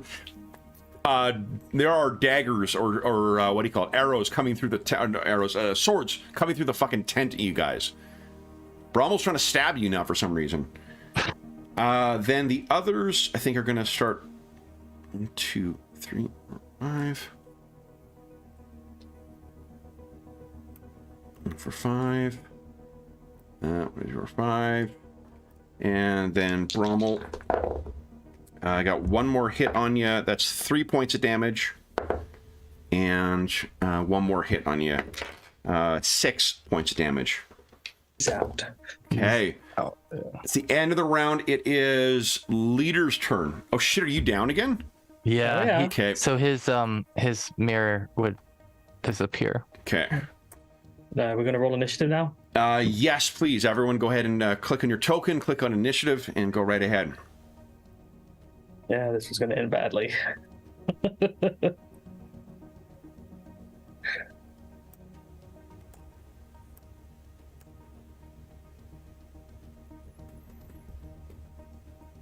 I'm going to spend a hero point, reroll that initiative. Go right ahead. Click my damn. That one. Trug is just a very deliberative warrior. He thinks through his moves very carefully. Exactly. All right, so Shara's rolled, Baz rolled, Trug rolled. Okay, so we're good to go. Let's put everyone in order here. Go. There we go. Vaz, you are up first. 3 actions. What are you doing? I guess I've got to grab my sword, grab my shield. Is that what you're grabbing? Or your glaive? No, grabbing my sword and shield, because otherwise I've got no heavy armor on. Oh, medium okay. armor on. Okay. So you get your sword and shield and stand up, I guess. Yep. Okay. That's it. And I'm assuming your shield is up. So you've got the benefit of your shield right now. Shara, what are you doing? She's going to grab her sword. Yep. And stand up and stab through the tent at the person who stabbed her. They have less armor than you because they would be backlit by the fire, right? Okay. So go right ahead. Come on, make it count. Can you hero point that? Hell yeah. Hero point again. Yeah. Come on. Nice. Look at this. You hear a scream. Ah, yeah. So you grabbed it, you rolled over, stabbed. You still have one more action. No, she had grabbed her sword, stab. You didn't say you stood up, at least I didn't hear it. Yeah, I think I did say I stood up. Did you? Okay, so you're on your feet now. All right. Yep. And bandit leader. Oh, he's going to grab this. Grab the fire. So you move. One's a stride, one to grab the torch, and then he's going to throw it at the tent. Yeah. Don't hit. You're a troll, Brummel. And burn. Misses. It is not a great thing. Then, oh yeah, Brummel's down. The Banditos. Oh, and Brommel, it was the bandits who took you down, right? Right. Right, okay, so actually you would go right before them. So go and give us a d20 roll.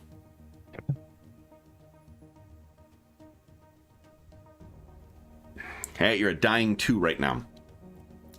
Then their turn. Shara, the one that is facing you, is going to move back. 1, 2, 3, 4, 5. It's going to sheath the sword and get its bow out. The one facing you, Trog, is going to stab through a second time. That's a miss. A third time. Trog, your AC is a 15? That's correct. Yeah. 15. Okay, so that's 12 plus. So that's actually a hit. Trog, you take. I didn't roll that properly. You take 1 point of damage. And then his final one does not get through, but he's just stabbing away and trying to get at you. They're going to have a very low chance of hitting. But I got 1, 2, 2, 3 that are going to fire in. Remy, what is your AC right now? 16. 16. Okay, so that doesn't hit thanks to the cover. There's 2 more back there. Nope. And then second wave, they need 20s to hit you guys. I got 1 hit on. That'll be on. Quit rolling 5s. There we go. Trog. 2 points of damage. Trog, an arrow comes in through the tent and hits you. And that is it for the arrows. Your tent is being torn by all these arrows that are being shot in there. Remy, what are you doing? Yeah, I have a question. Can I see enough out of the tent holes with the from the arrows that Brommel's down? Maybe with a seek action? With a seek action, absolutely, and you don't have to roll for it with seek. Okay, so I just see him. Yeah. Okay, so I'm going to stick my finger through one of those holes and hit him with a soothe spell. That's all I'm doing, but I'm hitting Brahma with a heal spell. Nice. Okay, so one living creature, so you heal 7 points. So you are wounded 2 then, Brommel. Okay. But you are restored back to health. Excellent. Trog, what are you doing? I have a question. Do I have to be on my feet to cast a spell? Not at all. I just did from the ground. Oh, okay. So I can like crawl forward and like peek out of the tent, and cast a spell, kind of thing. It would be a stride to crawl forward, yeah. But yeah, you can. But like that's what I'm saying. I can just use one action to move forward instead of get up. Mm-hmm. Yeah. Okay. Although the neck muscles that would be required for a goblin to crawl would be impressive. Yeah. I mean, you're like 60% of your body is your fucking head. This is my head. Unfortunately, you bring it up and the whole body goes up instead. Wait. Yeah. But yes, you can absolutely. Where are you crawling to? Right, like just to the edge of the tent, just so I can see these guys. Yep.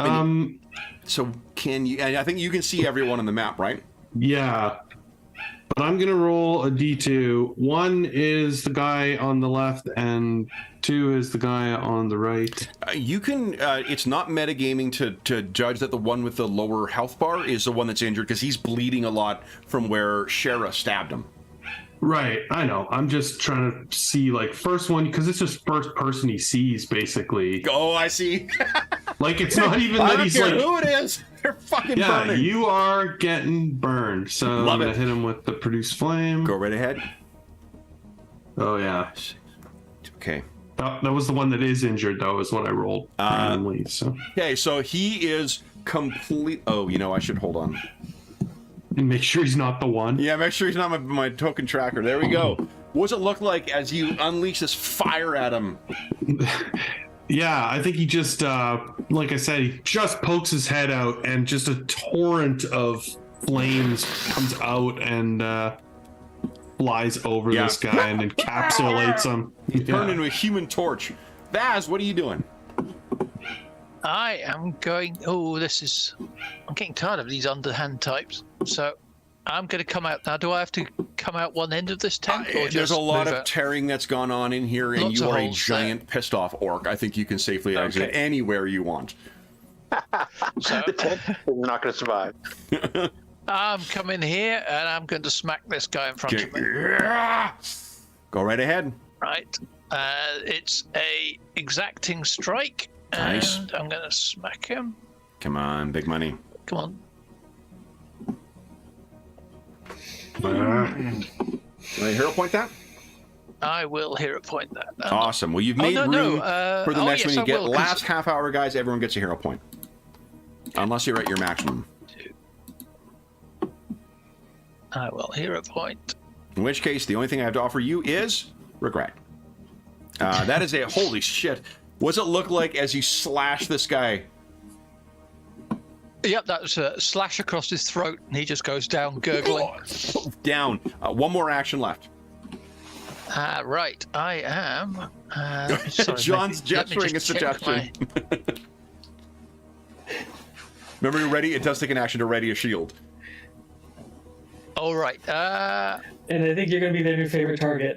Yeah, I'm going to get my shield up. Good point. You sound like what do you call it? What's the boss monster in Tron? Okay. Yep, shield up. Okay, so you got your shield up. One down, and like I'm picturing that you hit him so hard, like you like knock his body to the ground with the force of your blow too. Shara, what are you doing? Shara is going to come out of the tent. Okay. You heard some bloody gurgling death of someone. Figures it's probably not someone to fight. Well, yeah. And okay, 2 more actions. And you don't need to stop and then like take in the scene. You can complete your full move and assume that you're seeing shit as you come out. Looks for somebody and starts running. Like, yep. Yeah. Yeah. So complete your full. Like you can move the full whatever it is, 5 or 6 that you can move. And diagonals are all 5. Yes. Yeah.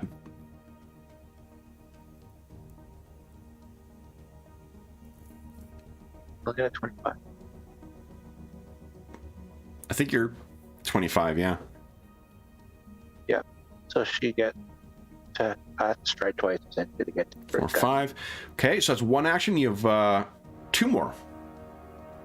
She gets to there and stabbity stab. Go Two right strikes. ahead. And says, "You're easier to kill than the Stag Lord's man." See, He's that hoping. is a hit, but not Much great damage. damage. No. All right, then it is the leader, El Jefe Bandito. He, seeing some of you guys coming out now, oh, sure, I'm sorry. It's gonna, your AC is 15? 17. 17, okay. And there you go. First shot against you, 23. It's a hit, not a crit. You take 7 points of damage from that first shot. The second shot is a miss. Third shot is a miss. Then it is Brommel's turn. What are you doing, Brommel? Rommel is going to, I guess he's got to get up first. Yeah, and grab with his sword first again, too. action, and his, he'll actually grab the short bow, and then with his third action, he'll take a shot with his short bow at this one here. Yeah, you got it. Okay.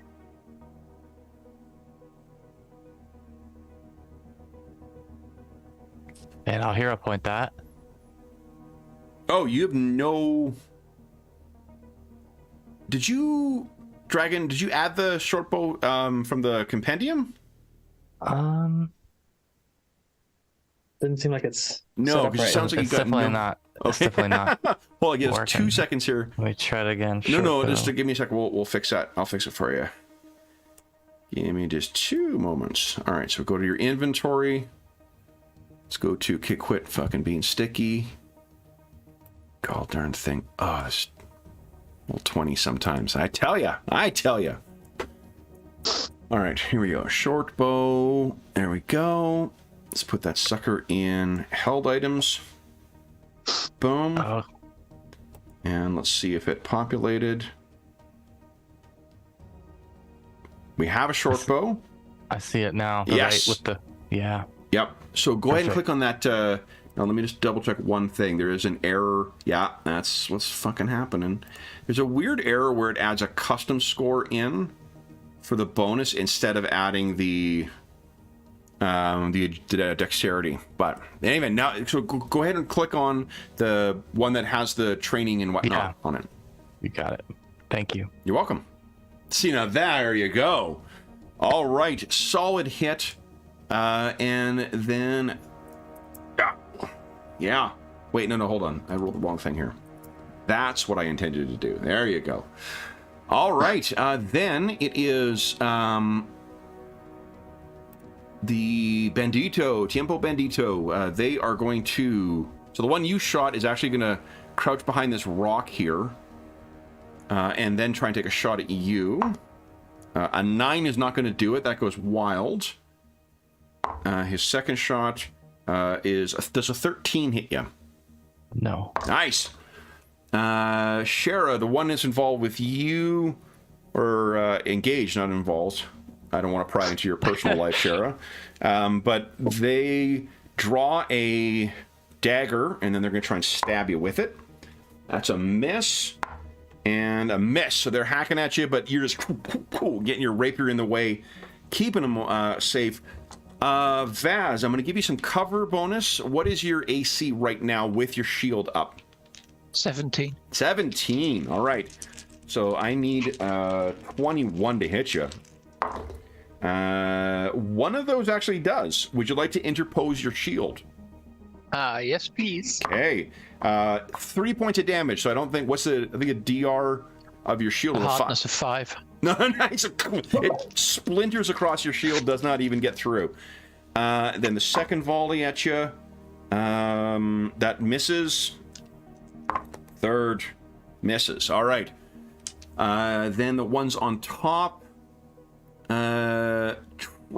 I think we're going to shoot at you, but I'm going to give you some cover. So that is, unfortunately, even with the cover, that is enough. 4 points of damage on you, Trog. That's a miss, and that's a miss. That is everybody. Remy, what are you doing? Seriously wishing I can get out of this freaking tent, but nobody's shooting at me now. I'm gonna do another wiggle finger and hit Brommel with another Soothe spell for 2 actions. Okay. And then I'm gonna reach over and grab my sword, and next round I'm coming out. Okay, sounds good. Trog, what are you doing? 3 actions. Just checking the range of my spell. Okay. I guess I will stand up. Okay. And move for 2 of my actions. Okay. I don't think I have a 1-action spell. Touch heal. Oh, yeah, I can do a heal on myself then, right? Yep. So let's do that. Oh, 2 points. Boo. All right. And Better then than where? nothing. Yeah, I'm gonna move. Let's see here. I'm gonna move this way. So you can move 5. yeah. Okay, and then it'll be Vaz's turn if you're just moving. Vaz, what are you doing? I picked the wrong weapon. Out of 3, I picked the wrong one. 1, 2, 3, 4, 5, 6, 7, 8, 9, 10. So that's 2 moves, and then get my shield up again. Okay. All right, then it is Shara's turn. Are you and Shara?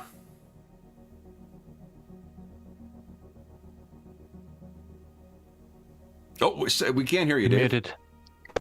Shara laughs at the guy in front of her and says, "Are you first time using that thing? Oh, let me help you. I'll give you some instructions today." And she jibes him and tries to throw him off. Okay.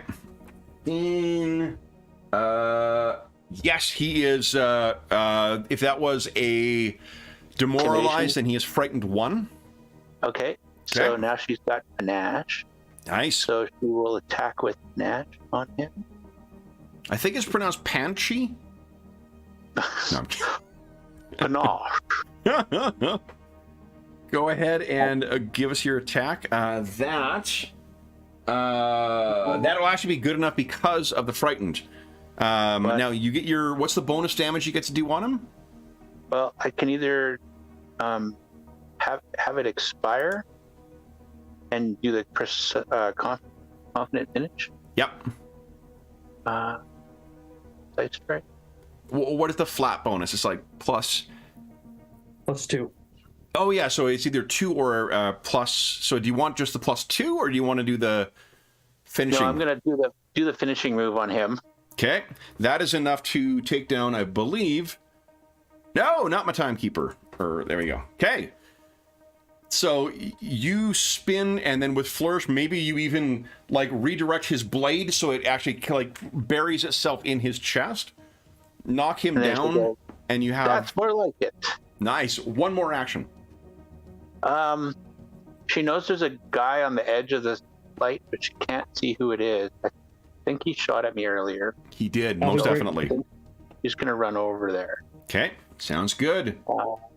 So as you go racing in, you get to make out this. Here, El Jefe Bandito. El Jefe Bandito. All right. Which I you're was right next wanting to.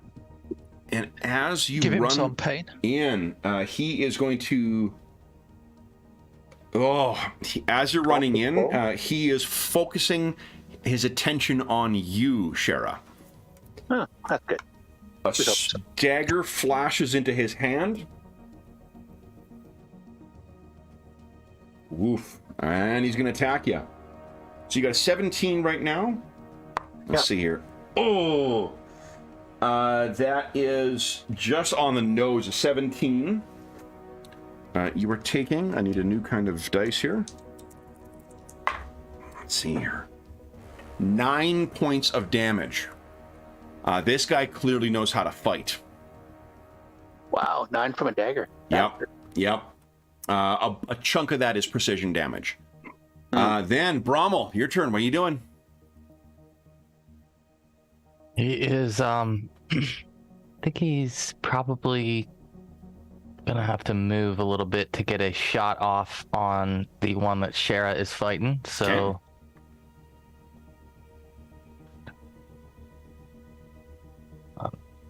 to there. Okay. And then he will take a shot with the short bow. Let's see here. Oh, he is completely obscured, though. Ah, okay. Like, you know she's fighting someone there. If you get a nat 20, you'll hit him, though. So, like... Well, I guess I could take another move, to get closer. But would he still be obscured? Yeah, like, he's fighting in darkness right now. You guys are, if you, from what I can tell, you guys are sort of... He's right on the edge of the darkness. Which must look insanely cool, because Shara is engaged with this guy, and she's completely enshrouded in darkness. How about, can Brommel grab the torch that he previously tossed and toss it? So that torch direction is right over here right now. So what he could have done is, and I'm fine with you going back, this isn't chess, you could have run over there, grabbed that, and try to toss it back over. Yeah. I think that knowing that he's not going to be able to see, he's going to do that instead. Yeah, and I mean, whoever's out there in the darkness shooting at you guys, they seem to be trying to rely on the fact that you guys are all stuck in the light and they're not.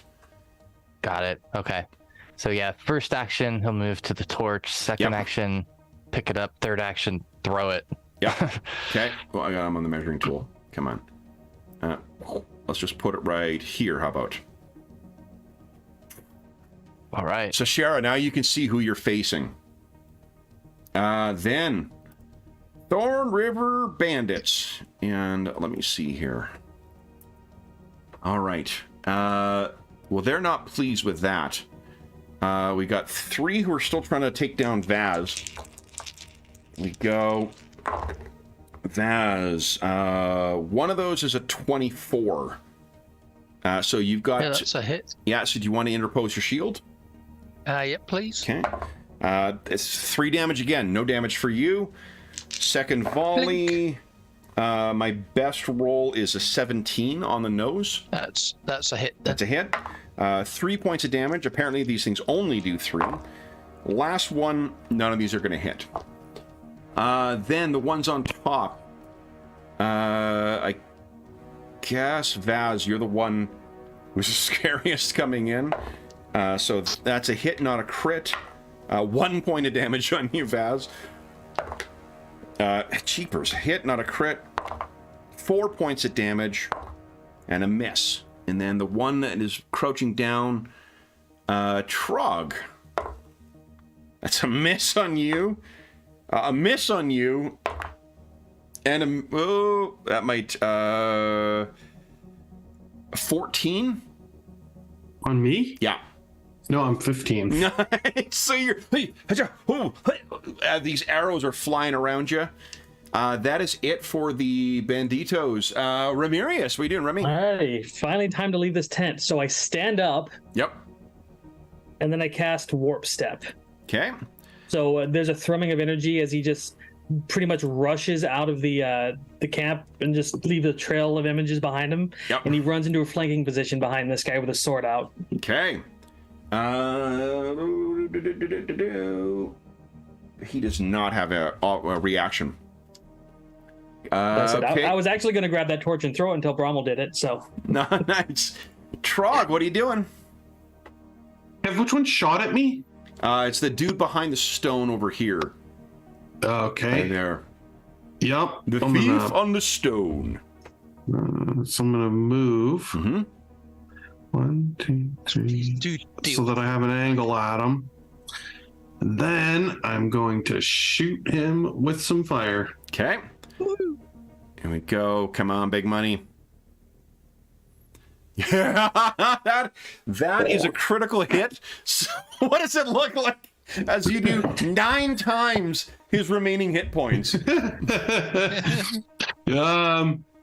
Just a huge torrent of flame. He is not very happy. He's not getting any good sleep here lately. Everybody keeps waking him up, and he is ready to burn. All right. So the night is briefly lit up as Trog makes like a red dragon and just opens his jaws and flames completely consume this guy. That is it for you, I guess. Vaz, what are you doing? Right. 1, 2, 3, and let's go smack. Leaping through the flames. Go ahead and give us an attack roll. Exacting strike. Okay. Come on.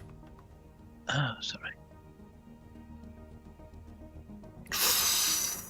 Oh, yeah. You want to hero point Oh, that? I'll hero point that. Okay. Yeah, because that way. We're in the last 11 minutes, so. Exactly. Come on. That is That's a more hit. like it. Oh, look at this. Woo, a big hit. Nice. Right through defenses. And now another. Okay. Follow. Oh, man. That is another big hit.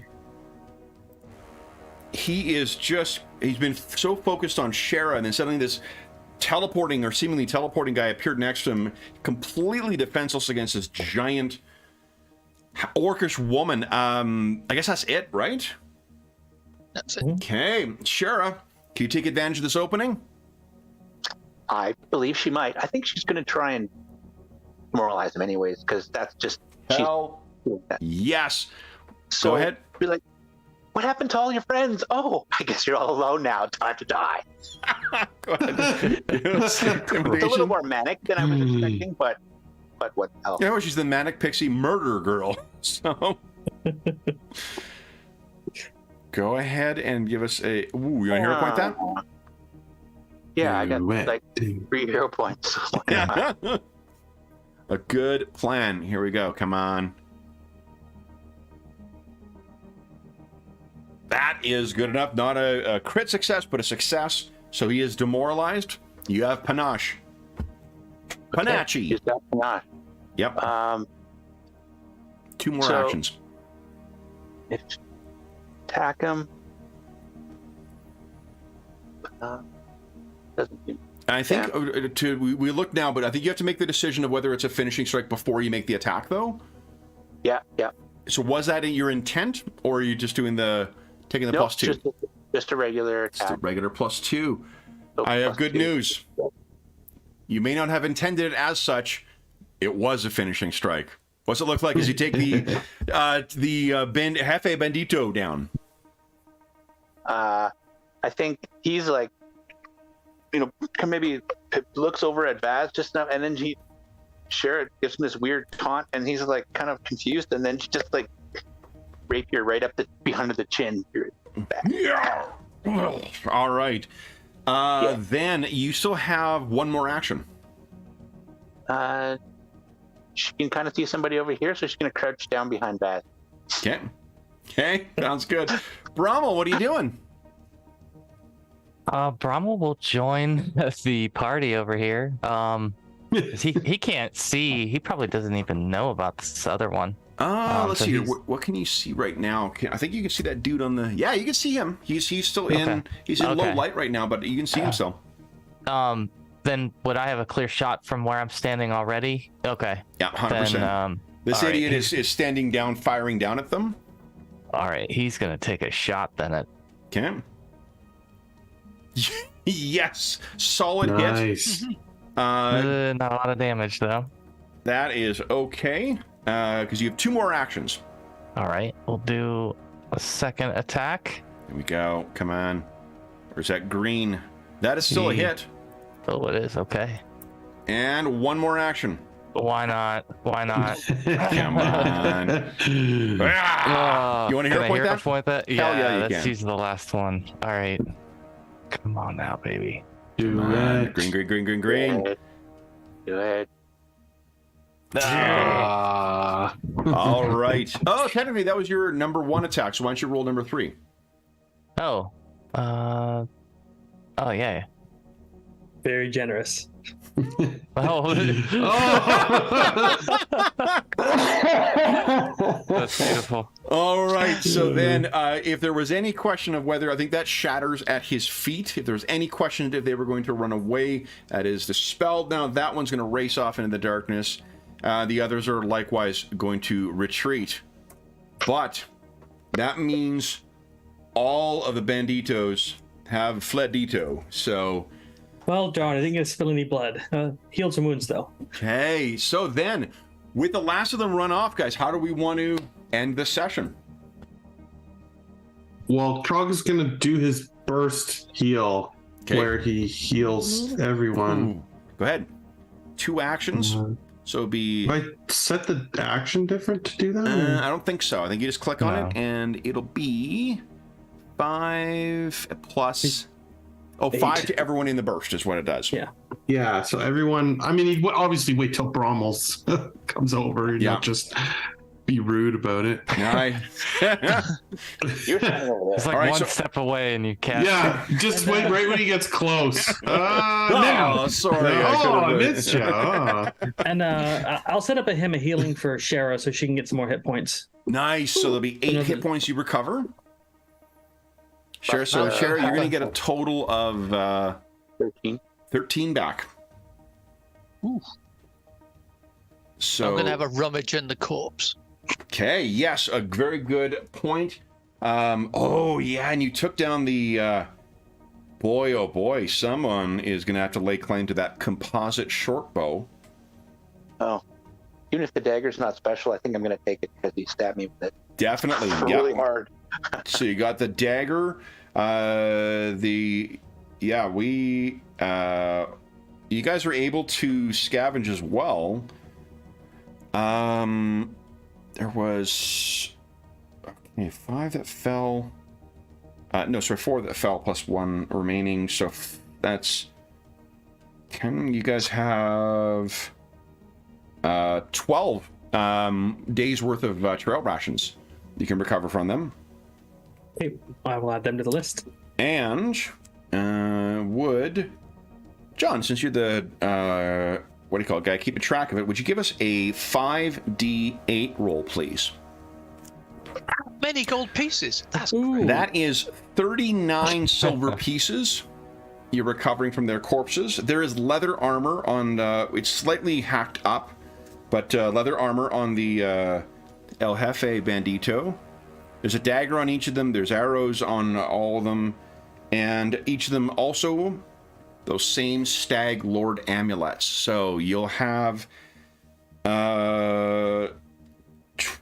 So there's 6 of them in total. That is 18 gold pieces worth of silver in those additional Stag Lord amulets. More Stag Lord amulet. Each of the Stag Lord amulets is worth 3 gold. Okay, I'll add them to the total. We now have 12 of those. Nice. And with that, guys, we'll have to bring the session to a close. So that was congratulations on. I was scared at the beginning of that fight. I think because it is deceptive. You know, for one thing, it's reasonable because and I think you were here for this, John. But like I mentioned that and for those listening at home, I think we'd had this conversation off. One of the issues that I found in the first couple of sessions we ran in this is that Pathfinder 2, because it is so keenly balanced, it makes it very, very good when you are designing encounters that are balanced for the parties. But it also means that if you're embracing randomness, not only for random encounters but also random numbers, you can just make like overwhelmingly unfair fights. And it's just not designed for that. You can capture what you're doing with the random encounters if you do randomness and you for what you're encountering, for how often you're encountering, and what the difficulty of the encounter is. But then what I think you can do is build an encounter that fits within that budget. But if you just go with what they've got in the book and roll random encounters, you can accidentally run into things that are just mechanically and mathematically overwhelmingly unfair. So that's one thing we've done is that this is back to how I run every other Pathfinder 2 game I run, which is there will be challenging encounters, but they will not be unfair. That wouldn't seem challenging, is that right? It was a challenging one, but for the size of you guys, how fast did you feel that those the minions were going down? Once we got out of the tent, it was better. But that first round was like, oh, Brommel, no. Yeah, yeah, that was challenging. I'm just glad you peppered the tent with holes so I could get a spell out.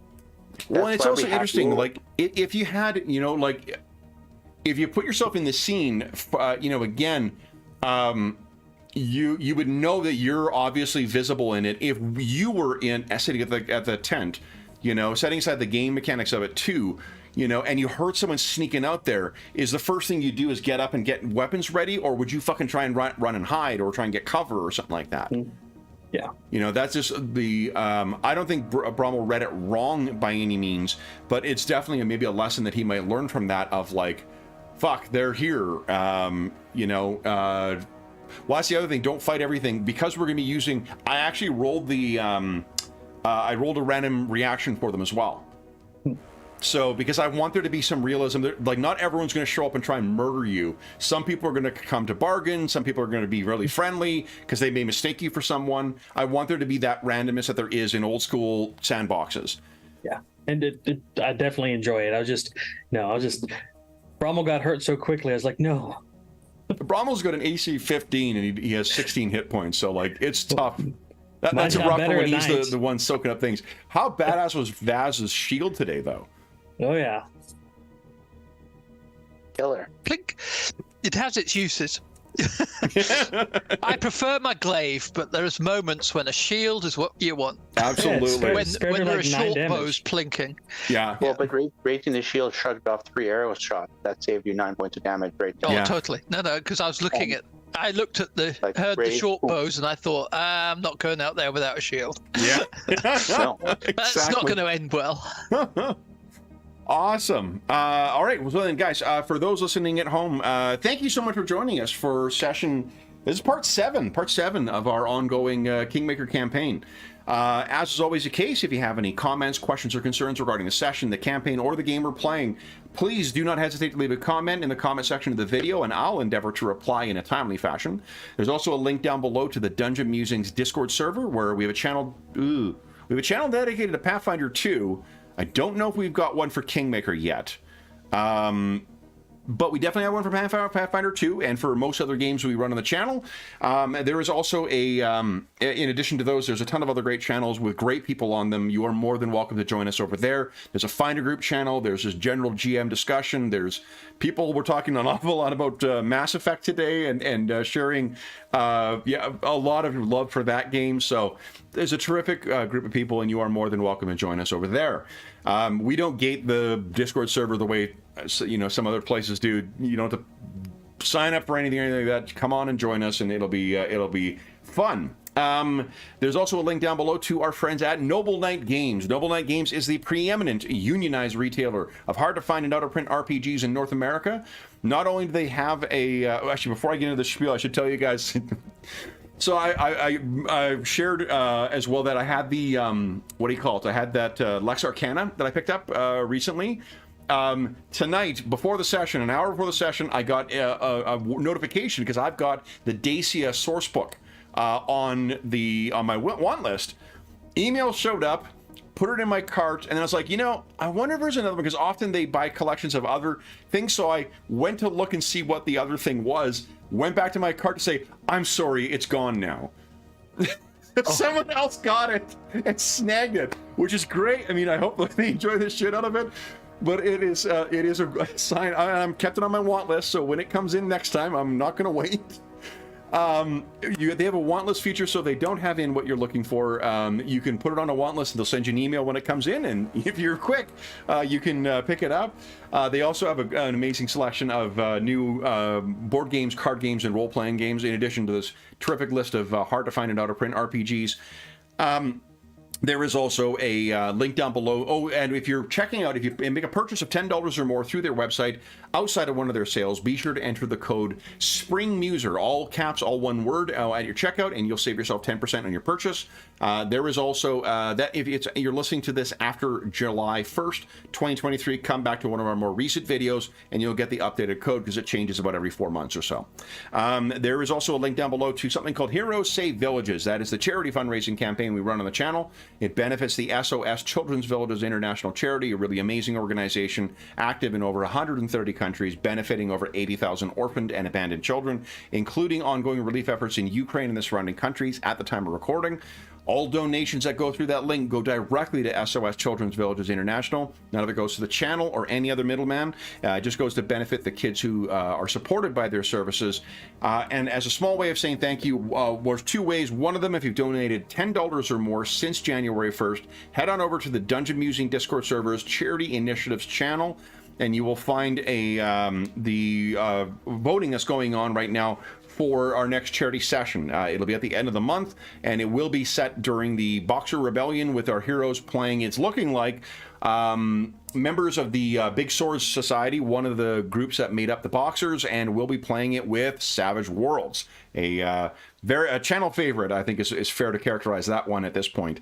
We will also have voting for that session on connections to the previous two sessions we've had in our year-long the Year of Ill Omens campaign.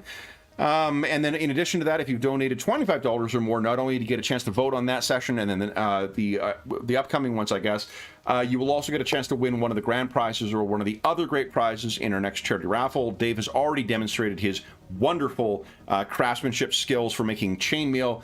Dave has very generously donated a chainmail dice bag once again for a prize in this.